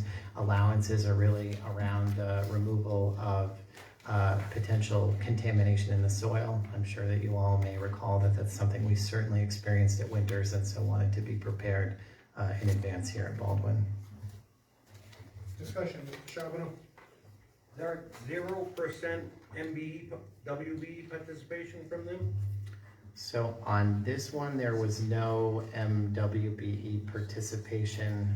There is significant on one of the awards that'll follow, and overall, I think we are tracking fairly well. But yeah, in this case, there wasn't any. Okay. I caution out loud that early on in the offering, we're looking at a $3 million award with 0 MBWB participation. But if you guys are monitoring it, that's fine. Yeah, we are, and I'll have more good news in that front in just a minute on some of the other RTAs. Any discussion on the site work package? With none, clerk, please call the roll. Ms. Bonello? Yes. Ms. Carney? Yes. Mr. Charbonneau? Yes. Ms. Doobie? Ms. Fernandez? Ms. Grant? Yes. Mr. Shalala? Yes. I have a correction on that. There was, the motion was made by Ms. Bonello, seconded by Ms. Connie, not Ms. Grant. Okay, good. Can I have a motion to approve Baldwin recommendation to award number 06, concrete? Motion to approve, second.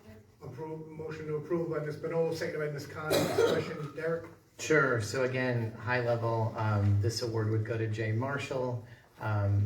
We are under budget by more than $80,000. In this case, there is an 11.2% minority participation. And again, in terms of the line items, there's their base bid holding, which is really related to delays that may result in concrete pours being need to shift around. Potentially, if we had to pick up weekend work, we wanted to make sure we covered those costs. Again, if we don't incur them, that money would come back to you. And then the allowances are based on where we are in design development. There is potential that we may require a little bit more footing or foundation work or quantity, and so we want to make sure that we capture that so that we're not coming back or minimizing the idea that we might come back with changes. So again, a fairly complete and comprehensive bid, again, and under budget, so we're happy about that. Discussion, Ms. Grant? Derek, I know we have allowances and things like that in this, but is there any concern that with the inflation of certain things and maybe any problems that could be occurred, that we could go over what the allowances are? Yeah, that's a great question. So what the allowances are trying to do is buy things that aren't yet fully realized in the drawings. And so we're kind of using that as a way to kind of lessen your risk overall in terms of exposure. In terms of continued inflation, the beauty of basically making these awards now. And obviously they're ultimately subject to RIDE approval as well, because we're having the drawings reviewed, but and so they're part of this process too. But the beauty of locking in these prices now is essentially that's what these subs are committed to, that they will do this scope of work at this price, and we're buying them based on today's market conditions. And we've bid them such that all of these subcontractors who submitted bids, and ultimately we selected one, made their own assumptions about how much risk they were willing to take on and what they built in potentially as an inflation. But we shouldn't necessarily see that. That's already built into these numbers, and we've purchased it today, so we shouldn't expect those types of claims coming back. So basically, the sooner we're able to buy things, the better in that regard, because we've locked the prices in. Okay. Any other discussion on the concrete? Clerk, please call the roll. Ms. Pinella? Yes. Ms. Carney? Yes. Mr. Charbonneau? Yes. Ms. Doobie? Yes. Ms. Fernandez? Yes. Ms. Grant? Yes. Mr. Schley? Yes. May I please have a motion to approve Baldwin Recommendation Award number 07, structural steel? Excellent. All right. So here's the big. Ooh. Motion approved by Ms. Pinella, second by Ms. Connie. Derek? Great. I got a little excited about this one. So this is the winner of the evening in terms of MWBE participation. We have W participation of 83% on this one, which obviously is a fairly significant number, approximately 2.9 million. In this case, we are under budget by more than $70,000. In this case, no allowances were necessary. There is a hold line item. As you'll see in the backup, things are categorized as yes, no, whether they've made it into the base or not, what might be an allowance, what might be a hold, what some other notes may be. In this case, if you were to look at the backup, and this would be true of any of these, the hold is really meant to incorporate changes that are necessary as part of the shop drawing review process and the ultimate field measurements and fabrication of steel, as well as any on-site treatment, repair, painting, touch-up that may be required. So there's some things held aside to cover those costs. But again, a pretty complete package with, in this case, very high MWBE participation, and again, under budget. So in terms of the budget discussion we had earlier this evening, we have a ways to go. In terms of our buyout, so far in every case, we've lessened that gap, and we hope that story will continue. Discussion, Mr. Charbonneau. Derek, can we look at it as the steel what we paid at Winters for steel versus what we're paying at Baldwin for steel? That's simple. I'm just curious how this price relates to Would what compare. Yeah. So I'm going to make sure, since the builder is in the room, that I'm correct in my response in terms of what this encompasses. But then depending upon what that answer is, well, in any case, really, we could do an analysis. I can't say that I've done that analysis yet, but it would be possible to run the analysis against kind of what market conditions have been with steel, and then by tonnage, typically, what we paid at Winters versus what we're paying here. But if I could just suggest that you also need to look at the massing of the building. Winters is a 3-story building, Baldwin is a 2-story building, and the structural systems. You don't step up to the mic, we can't hear you. He doesn't have to do that, but Okay. Did you hear what? Should I repeat that? Go ahead. So the other thing to consider is the massing of the buildings. Baldwin is a 2-story building. Winters was a 3-story building. So there's an inherent difference in the structural systems used for each one. It wouldn't be applicable to really compare the structural systems directly. Okay. The only way you could compare that is by tonnage. If you're comparing pricing, you have to know the tonnage that you purchased at Winters, and then the tonnage that you're purchasing at Baldwin, and compare the price per ton. That's pretty much how steel is in the market. I can tell you that steel's up 12% from the time that it was actually up higher, but it's up now, it's up 12% from probably when you purchased Winters. So steel's a commodity that goes up and down. The reason I asked, Gordon, is because I recall the Winters number being pretty significantly more than Baldwin. Right. And I get that Winters is 3 and Baldwin's 2. And probably at that time, steel was way up. Steel was up probably 30% at that time when you purchased the steel for Winters, I'm guessing. I know we were So, running you into said that. steel's up this, It's up 12 now, but it was probably up 30 then. got it, Yeah. okay, so It it's down came an down, additional it 12. came down, and now it's creeping back up again. Steel goes all, it's a commodity, so it goes all, it's up and down all the time. Okay. But I would have to know the tonnage that you had there, and then I could compare it. Any other discussion on the steel, structural steel? Hearing none, clerk, please call the roll. Ms. Pinella? Yes. Ms. Carney? Yes. Mr. Charbonneau? Yes. Ms. Doobie? Ms. Fernandez? Ms. Grant? Mr. Shalell? Yes. May I please have a motion approval for Baldwin Elementary project, labor agreement, project for labor agreement. Can I have a motion to approve? Motion approved by Ms. Spinolo, seconded by Deputy Chair Grant and Ms. Doobie. Discussion. Ms. Spinolo? So I worked with Dylan, Mr. Conley's office on this. There were a few stipulations that I wanted in here. One was that, before we took possession of the building, that all commissioning had to be done. So there would be no delays. While they can't use the word commissioning, they did agree, and they put it in writing that there would be no delays. They've also given us the ability to have minutes of their monthly meetings.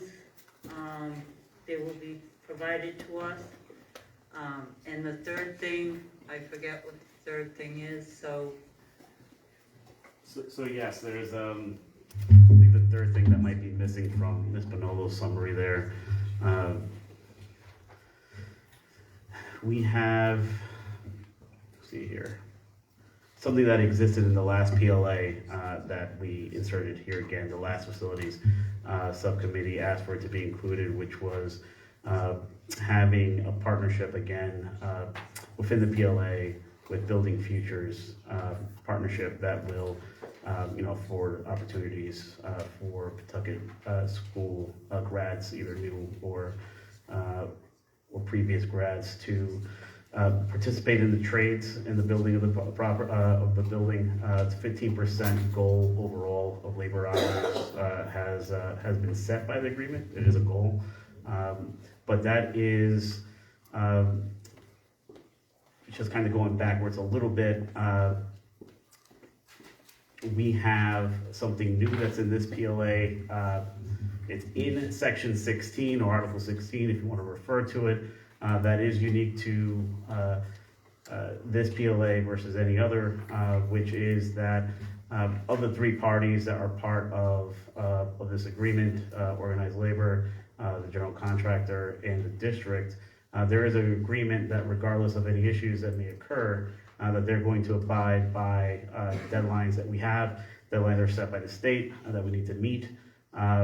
The benefit of the PLA in general, as many of you already know, is that it sets in a lot of bilateral agreements between contractors and organized labor in order to streamline any conflict and conflict resolution that may come up during the course of the project. One of the things that are new, again, within this Article 16 of the agreement, is that there's a formation of a joint committee that Ms. Bonello was referring to. The joint committee is to meet regularly, and if there is some kind of issue coming down the road that might cause delay, they need to inform the school committee in writing of that issue.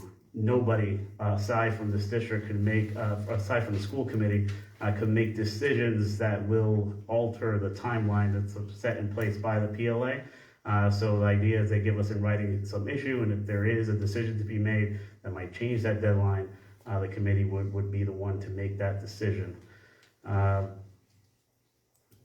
See here, the only other thing I think that went without mention is that when it comes to MBE and WBE, there is a 10% agreement within the PLA that labor will meet that or meet that goal as well to kind of satisfy our overall needs to meet MBE and WBE requirements.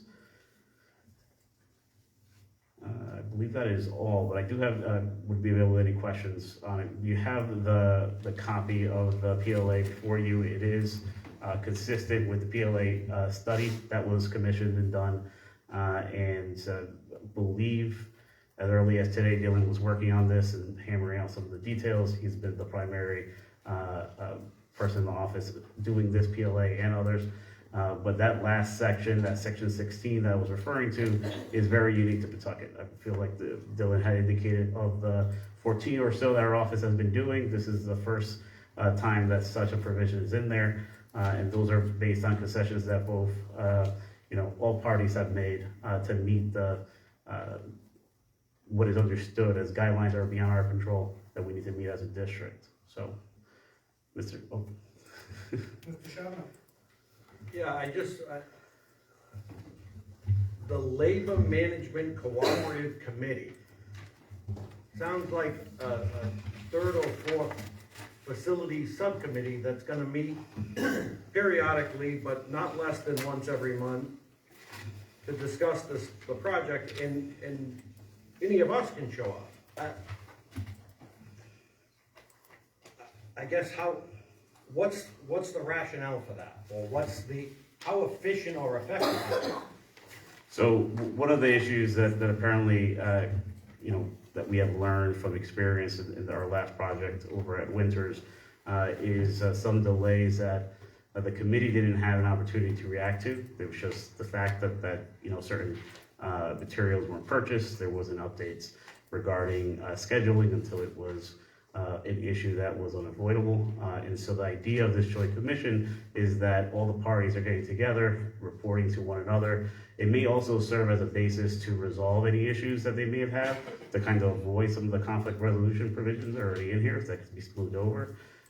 If there is some concern from the school committee or the building committee, subcommittees, that could be sent directly to all the players involved. We already know where they're going to be.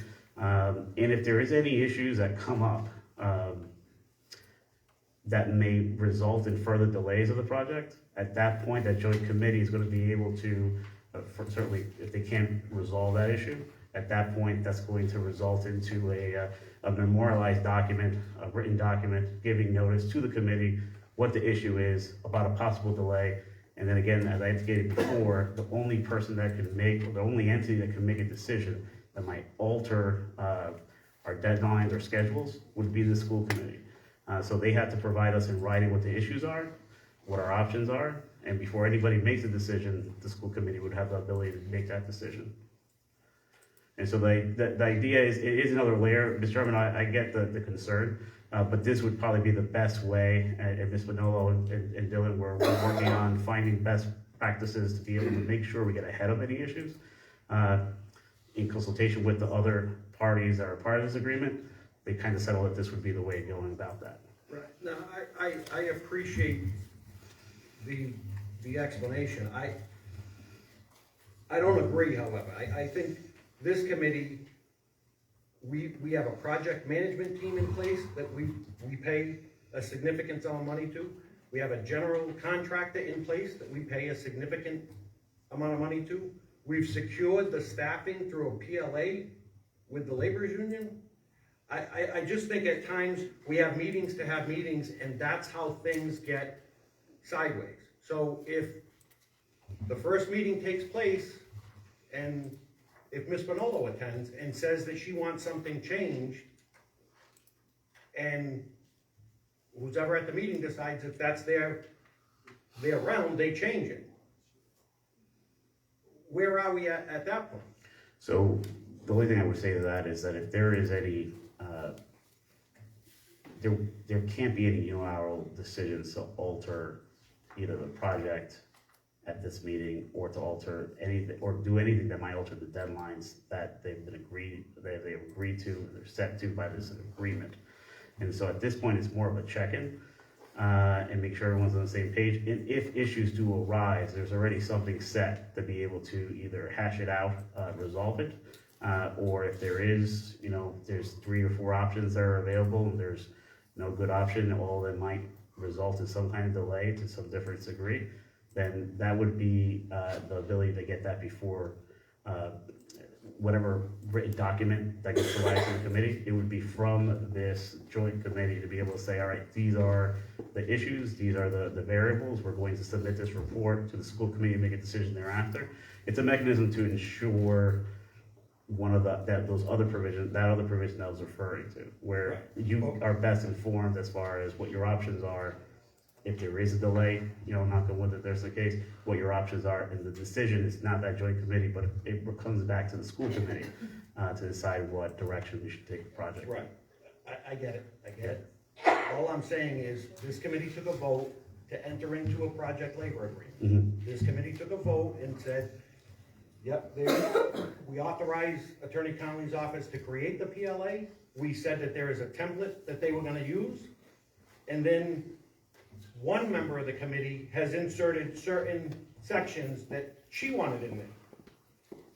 I wasn't given the opportunity to add sections that I may want in there, or other members of the committee, maybe they were asked if there was a section they wanted to add or edit.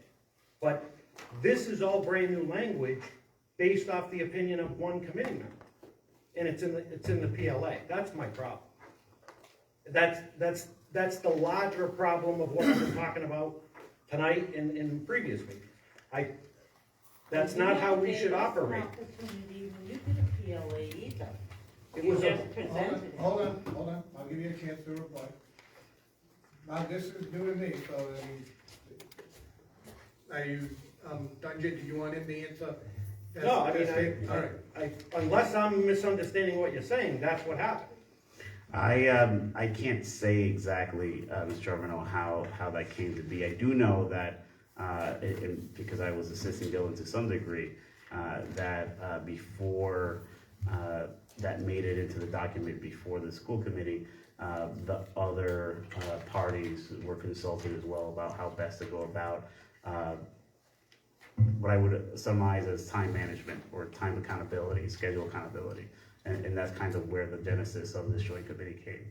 So I'm not entirely sure if that was a direct ask or the issue itself was asked to be addressed, and that was ultimately what came in part of the PLA. It is a new section, so I'm in agreement there. Ms. Manolo, you had your hand up, go ahead. It was not a direct ask. It was something that Dylan told me that he put in so the school committee could remain aware. As far as I know, the people who would be in attendance at that meeting would be Shawma, any contractors, Colliers, and our director of facility. Aside from that, any other people that would be at that committee, not to my knowledge. But we're all able to attend. We are all able to attend.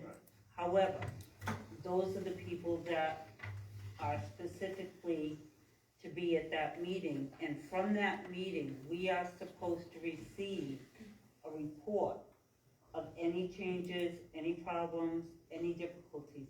In other words, it's giving more transparency to what's happening that we didn't have when it was happening at Winter. So I didn't put this in. This was not my ask. This was Dylan who put it in. What I wanted put in was when we had all our problems at Winters, and first it was the fire system, and then it was the coils. It was because we didn't have commissioning done before we entered the building. And that was because they ran behind. And they kept putting things off and rescheduling them.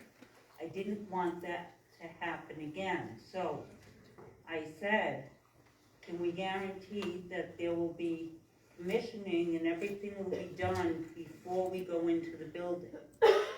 And that is when he put in the other management rights that were there to be something that would happen, we would have to be notified, and they cannot go on their way and just do it without notifying the school committee as a whole first if there was a problem. Ms. Doobie? So to clarify, if we had not had the commission, we didn't have the commissioning done for the first day of school for Winters. And so in other words, the building, if I'm clear on this, our people were not able to fix the systems and run the systems in the school buildings, and instead the people who designed and built those systems were the ones running it, and basically doing anything that might need to be tweaked. But if we had waited until we were fully commissioned, we wouldn't have had the kids in the building on time. So are we possibly setting ourselves up where if we have some commissioning that gets delayed because of a scheduling thing, we can't open the school on time, even though it could be serviced by the people who have designed the system, and the kids could be in the building? Is that a concern that came up when this conversation happened? Well, my concern that when this conversation happened, my concern was I had just been told that they had projected the opening to be September 2025. And I said, if you're going to turn around and take a full year as far as your delays go, then when we open our doors, everything should be fully commissioned. And we shouldn't have any opportunity to have something like Winters happen at Baldwin. And that's what I thought. And this is what they came up with as an alternative. That's right. I guess I'm a little confused when you say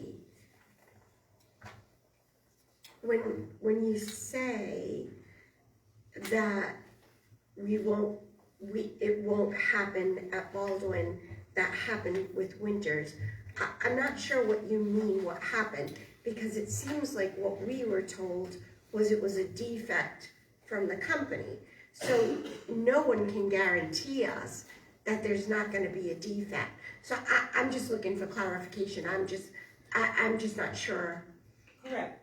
But so the wires were reversed at Winters. It was a defect from the... So in the commissioning, to my knowledge, John Cody, that would have been found during the commissioning. The full commissioning wasn't finished in the fall of last year. They keep saying that we were delaying things. I just refused to have any kind of training on the system because I knew the commissioning wasn't finished.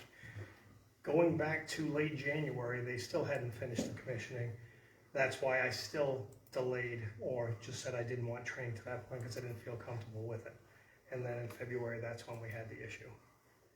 So sorry for the interruption. So if I could, as part of the Winters update that's happening later this evening, we do actually have one of the Collier's commissioning professionals here this evening. So if you want a kind of a technical response to this question, I'm happy to have him provide it.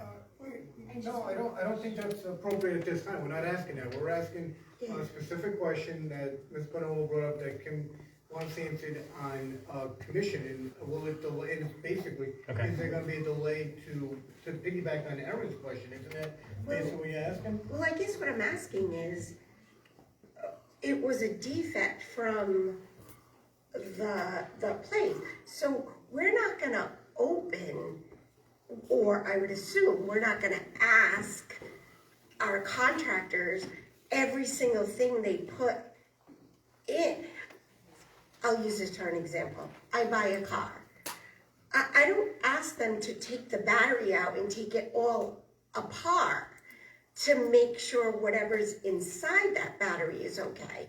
I might look in the car and make sure the battery is set up correctly, but that's what, like I said, I'm just trying to find out what you're looking for, and it looks like what you're trying to do, or it looks like what you're trying to say, and I'm only taking off of Mr. Cody's situation is, what you asked Mr. Cody is, we're not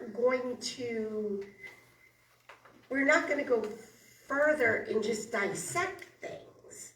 No, to dissect things. They're going to make sure the heat works, make sure the AC works, make sure the fire system works. They're going to check the commissioning. Before we take over a building, they have to commission it, and they have to make sure everything works. That was done after we put students in the building. Right, or right but- before. But So, we could yeah, still things have, still happen. we could still have it, However- that's all I'm saying. That anything could happen at any time, nothing's a guarantee. Right, but this was just one safeguard to try to avert. I think I worry because I think what happens is, I think, like I said, I think we pay a lot of people a lot of money, and I think that, yes, there are instances that happen, but I think we need to trust the companies that we hire. And if we don't trust the companies that we hire, like I said, at the end of this, we found out that it was a defect from the company, from wherever they are. It was really, if that's the truth and that's what it is, it wasn't really anyone's fault. No one could have helped that. But I think we do pay Colliers a lot of money to manage our projects for them. And we have facilities, they come to facilities and then they come to our meeting. I don't think we need to continuously micromanage every single part of everything. Because I think what happens is the trust gets lost. And I think it just, it just gets too many hands in the pot, and we need to leave it to the people who are experts, because that's why we pay them the money to do it. It is being left to the experts. They are commissioning before they go into the building, that's all. Any discussion on this topic? Can someone answer me? Jay, you brought up a great point on this joint labor management. We got a slippery slope if all committee members are invited to go, and 4 of us show up that we didn't speak to each other. Now we have to post a meeting. I didn't put that in. That's why, do we have an answer on that? So, I just I want know to it be, says a scheduled meeting, sure. but now where's the other layer that we're gonna have to talk amongst ourselves to say if 4 of us show up, the meeting has to get canceled. I just want to, just to go back a little bit, I want to answer that question, Yep. Chair. A couple of things. One, this wasn't just an insert that Dylan Connolly put into this agreement. This was after conversation and consulting with other parties that are part of this agreement as well. So organized labor made a number of requests, the contractors, all the parties, the 3 parties, main parties, including on behalf of the school committee, kind of came to this language. Mr. Connolly representing the interests of the school committee that arrived to this. So I mean, I do hear the concerns of micromanaging the players. The reality is that this was something that the players have agreed to might be the best way to make sure that they're all getting together and they're on track. The purpose of these meetings are not to substantially change the project. The goal of these meetings is to make sure that everyone is working well together. And so there's minutes being produced, and Ms. Bonola did mention this, and I'm glad that she did because I forgot. Although she mentioned it originally, and it's in the language, that the minutes will be forwarded to the committee. So at this point, if everything's going well, the committee is going to get the minutes reflecting that everything's going well. And if there's concerns that are raised, even if they are, out of abundance of caution, something that somebody is estimating or fearful of, the committee will know well in advance before it becomes an issue. So that was the purpose of having the minutes transferred to the committee on a regular basis. As far as, concerns about too many committee members showing up and the idea of an informal convening of the body showing up and concerns of quorum, the intention wasn't to have school committee members necessarily showing up at every single meeting. They're free to do so. But that's not necessarily the point of this. The point is not to come in and say, hey, I have an issue. Committee member has an issue with the project, with the direction of the project. The same procedures that are in place would presumably be in place. We have a subcommittee, we have regular meetings, we have special meetings, we have ability to put things on agenda, to talk about them in open session, if need be in closed session. That's still a process for the school committee. But in addition to that, you will have minutes from the beginning of the project to the end of the project, where all the main players who are on scene reporting back as to what's being done, whether everything's going well. Hopefully, these are very short meetings. Everything's going well, everything's going well. Everyone goes separate ways. It might just be, hey, you need to move your trucks. Neighbors are complaining. Okay, sure, no problem. And so this isn't micromanaging the players involved, the folks that are on the ground. In fact, this is an idea crafted by those folks to make sure that the way for the project goes by seamlessly. So I do think that's a legitimate concern. I think that everyone here is well versed with what's required of them with OMA, and if there's any questions or concerns, you can certainly reach out to our office, and we could answer accordingly. But it is like any other, of the many variables you folks have to contend to as members of this public body that we'll have to deal with on a case-to-case basis. Okay, any other discussion on the Baldwin Elementary project waiver agreement? Hearing no further discussion, clerk, please call the roll. Ms. Vanilla? Yes. Ms. Carney? Yes. Mr. Shotgun? Yes. Ms. Doobie? Yes. Ms. Fernandez? Ms. Grant? Mr. Shalell? Yes. All right, discussion items. First one up, for discussion, Northern Rhode Island Collaborative update, Superintendent Fogel. Okay, with the school committee's permission, I'm gonna give the update tonight. Dr. Andre is busy teaching a paraprofessional course tonight. Okay. As of February 1st, 16 Pawtucket students were enrolled in the Northern Rhode Island Collaborative. As of today, 3 students are pending placements for the 23-24 school year. The IEP team is determining the appropriate placement for each of these students. Referrals are submitted, and we are in the process of touring the programs with the student family to ensure appropriate placement. All of the placements are secured for the 23-24 school year, so there are 3 students right now that we have pending placements.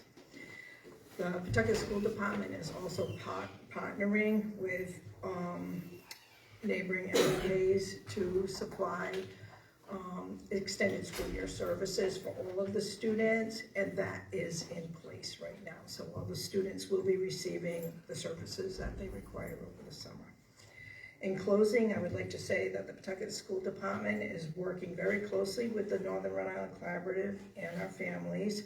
We want to express our sincere gratitude and appreciation to the faculty and the staff, as well as the special ed director, Joseph Renzi, for working closely with our students and their families to ensure our students will continue to receive an appropriate continuum of services based on each student's individual education plan, and most importantly, without disruption. These updates that I put in front of you, this is over a series of 3 or 4 meetings with Dr. Andre, and that's where we are at this point in time. Yeah. So I just have a couple of questions. So, I don't know what the conversations are with RIDE, but in the legislatures, but it does sound that like the school and the unions are working with RIDE. I know we wouldn't, Pawtucket, on our own be able to send our students there and keep a program alive, because I would think that tuition would just be based on those 18 students, and it wouldn't be, but someone would have to educate me on that. But I don't understand if they are working on it. It doesn't seem, and I could be wrong, because we haven't had big conversations about this. I know at the last meeting that it was on our agenda, I did ask acting superintendent to be a cheerleader for our district. Never received an update on that.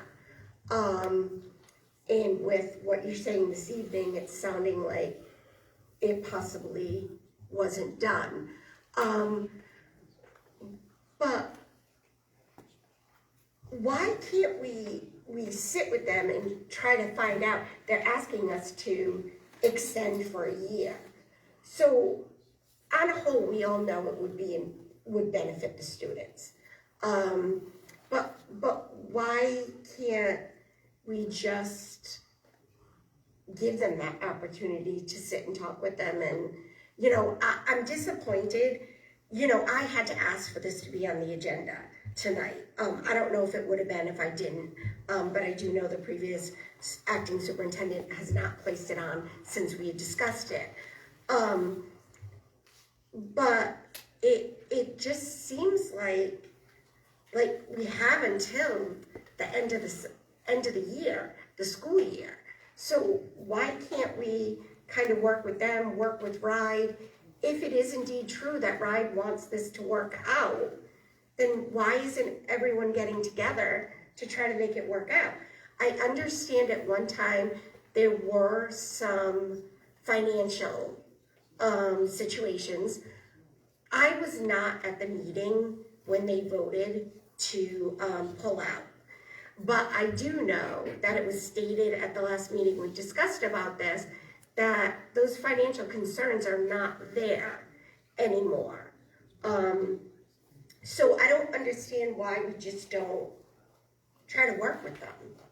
You know, we have about a month, a little over a month, and I think it would,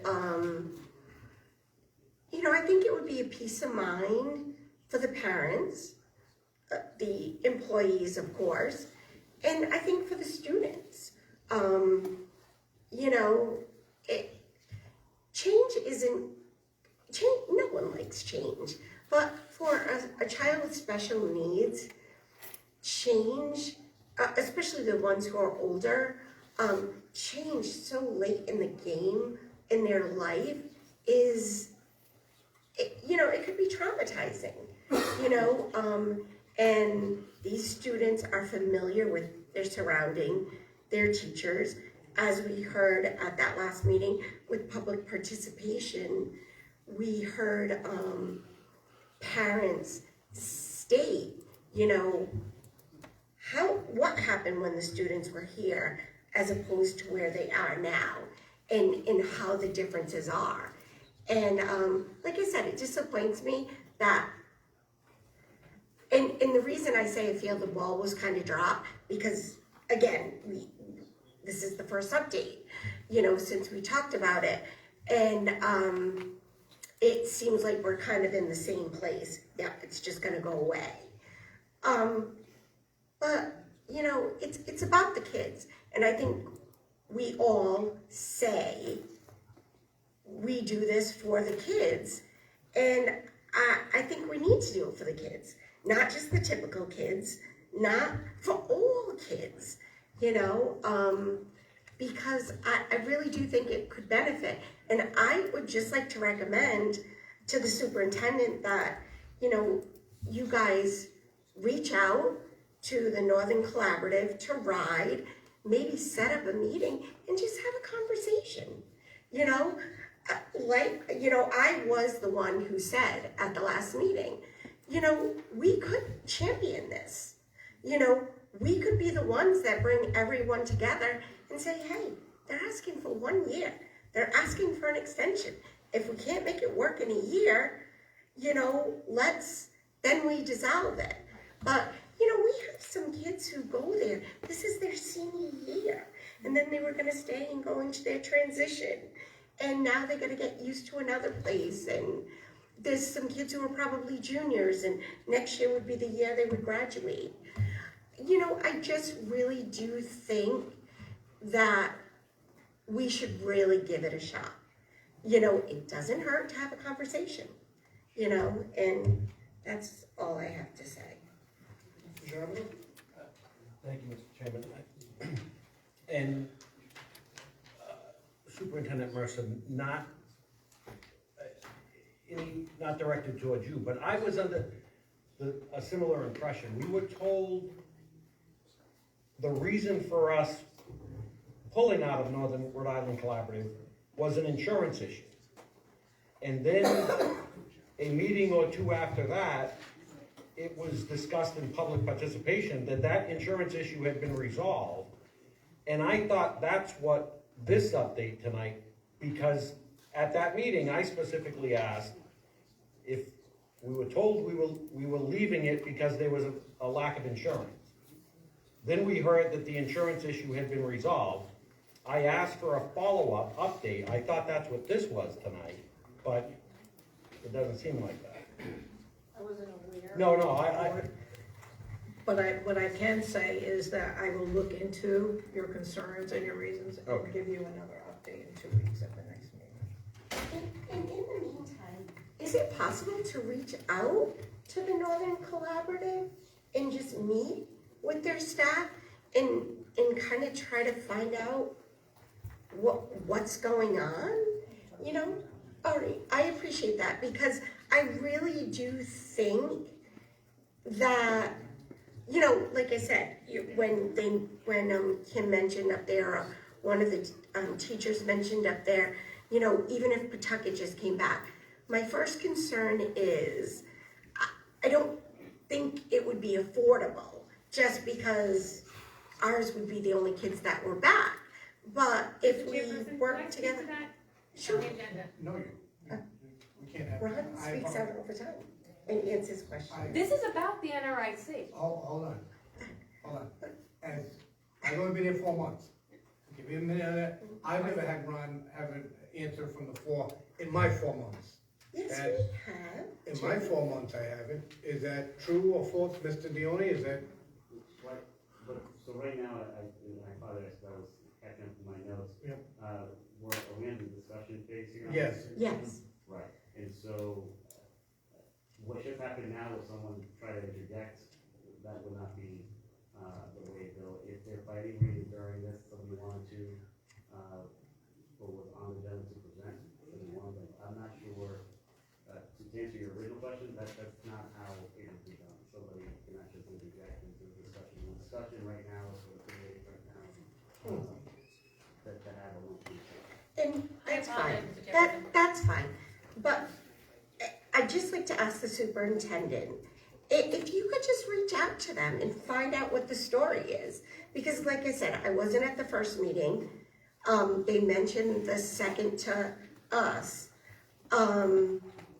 At the second meeting, you know, Mr. Chabot mentioned that he learned information that he was not privy to. And like I said, I asked the acting superintendent to take some initiative and do some stuff. And like I said, we haven't gotten anywhere with it. But I think it's very important that we do look into this. I think it's important for our students. So thank you. Marcia, you had your hand up. Can you just run the numbers again? So we had 16 students that were placed there. Okay. So the 13 students that you didn't mention, where are they? They've all been placed. So they've all been placed. They've all been placed back here in. Oh no. Some.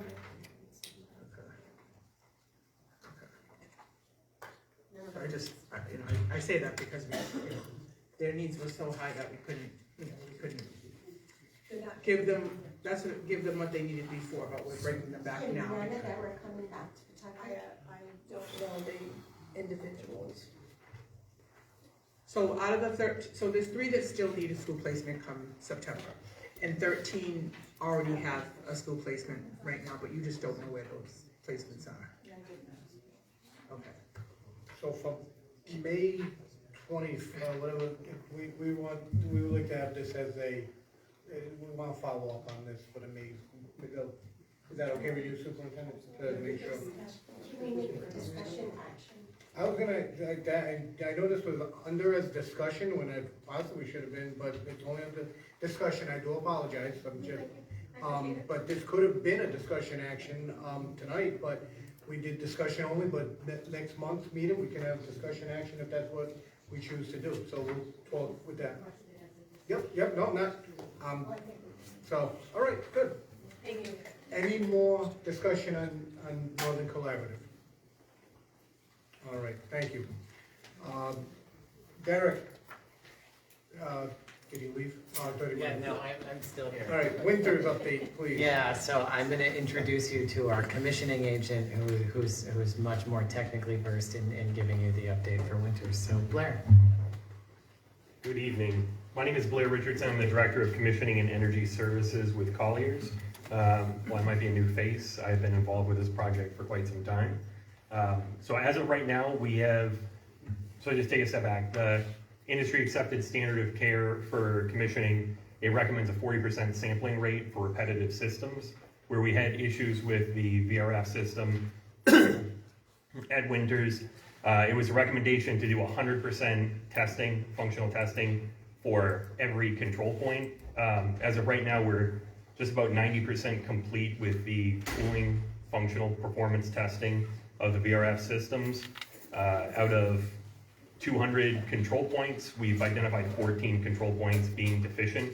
We've come up with some recommended corrective action. We're coordinating with DMX, the Daikin representative, as well as JCI to get those resolved.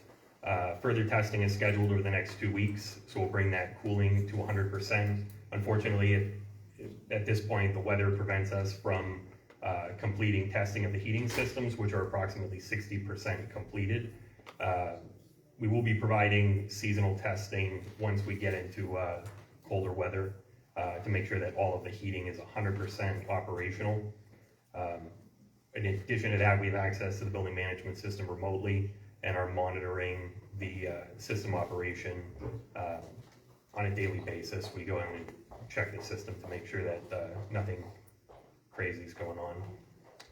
Some additional integration is being done in coordination with Daikin and JCI to ensure that 100% of the equipment can be seen in the building management system. And that is it. Okay, discussion? Any discussion on Winters? All right, thank you. Blair, appreciate it. We're not usually that easy on the Winters update. I saw you walked away smirking. We're not usually that easy, so. Okay, once we found out what the problem was. Yeah. Move on. Okay.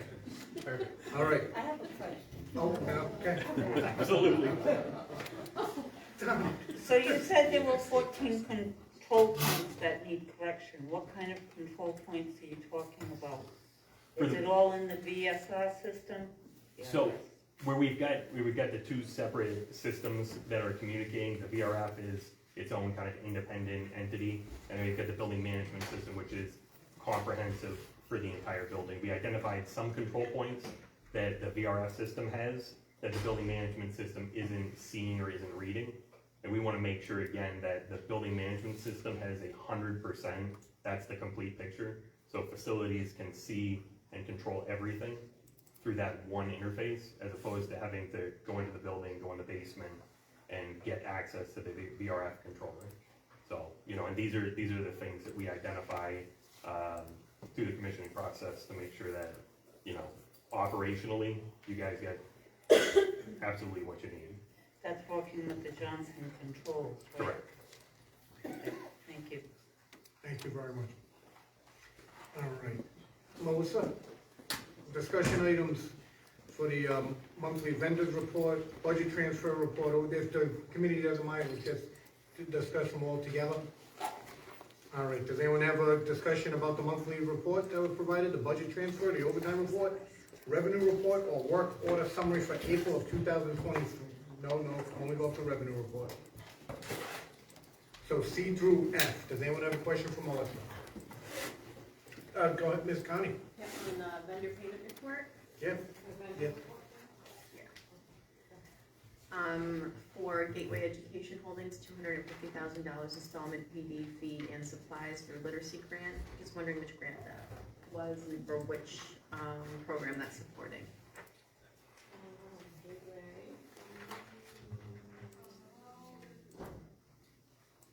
I have to find the detail for the grant, set up, to get you an answer. I don't know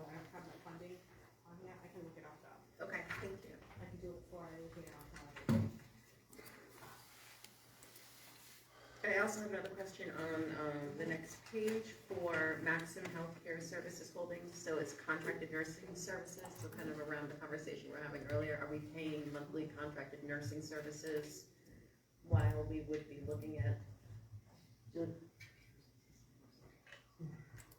those are one-on-ones. One-on-ones, okay, thank you. I'll find the other one before we get them.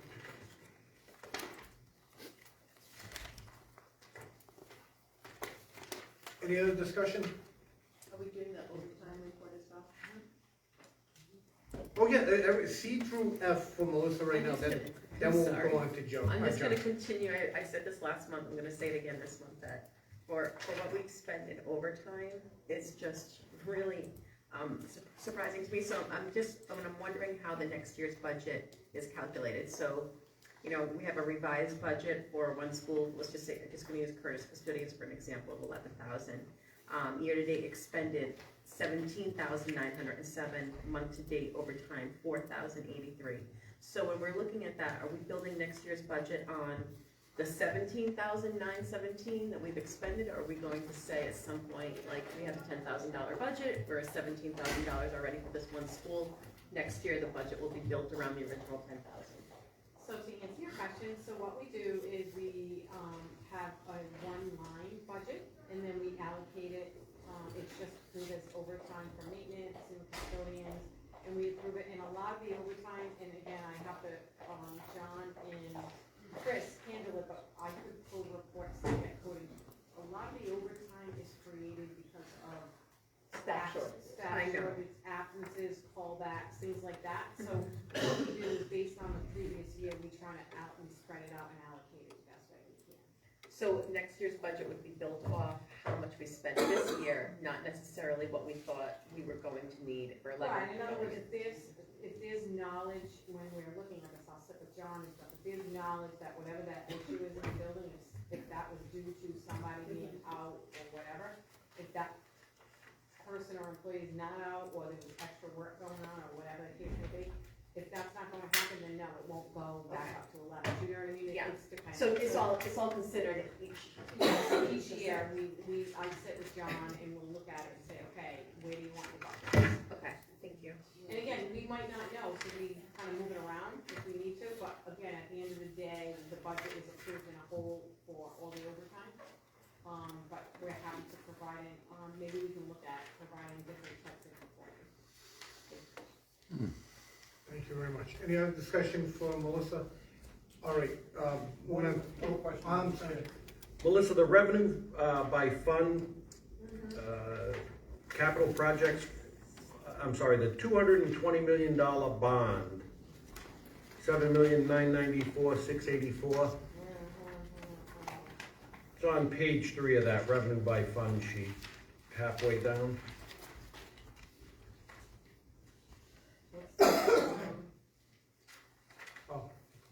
Is that the money that's been, is that a ban that's been put out?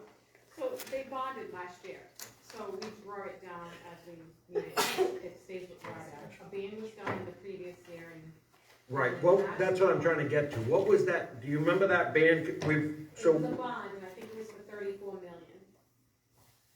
And it just sits out there, they bond it for a period of time, to cover things that are going on now and the winters and this year. And don't forget, we used a lot of Prego, so that was what Joanna bonded to get us all the way through, I believe, the fall. And I've been talking with Janine at the city about what the next bond forecast is gonna be, and we've worked with Derek. But they bond, but then you draw it down as you need. It stays with RIDAC. Okay, so we've drawn down 7.9 million of the 34? We have received,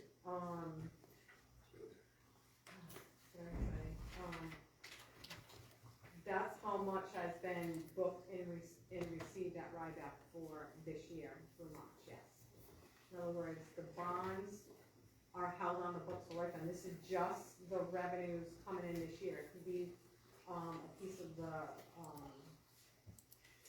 housing aid that comes around. I have to dig down to see what kind of revenue that is. It could be a piece of the housing aid that they you know what I'm saying? The bond proceeds are already received as revenue in the year that they blew them down last year.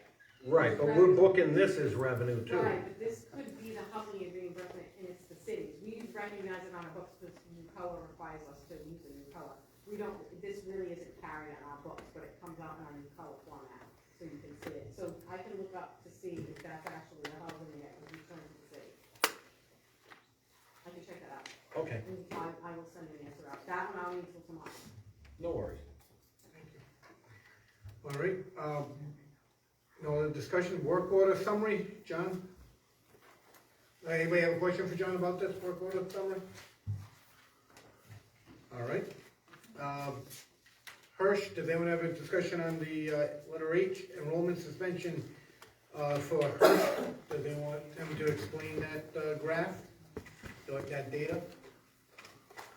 No?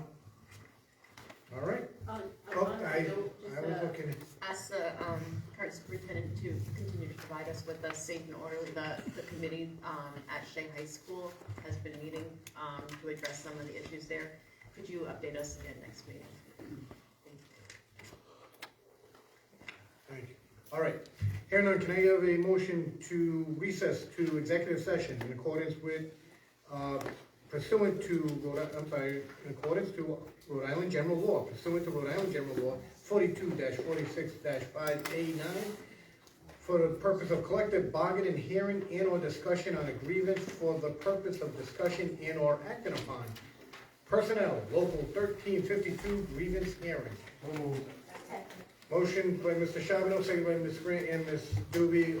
All those in favor? Aye. All those opposed? We're in recess. Folks, they're going to executive session now. We'll come back when they come back. Facebook.com/The Coalition Radio, on the Mighty Mighty Twitter at Coalition_Radio. Give us a follow on our YouTube or wherever you follow social media. We'll be back.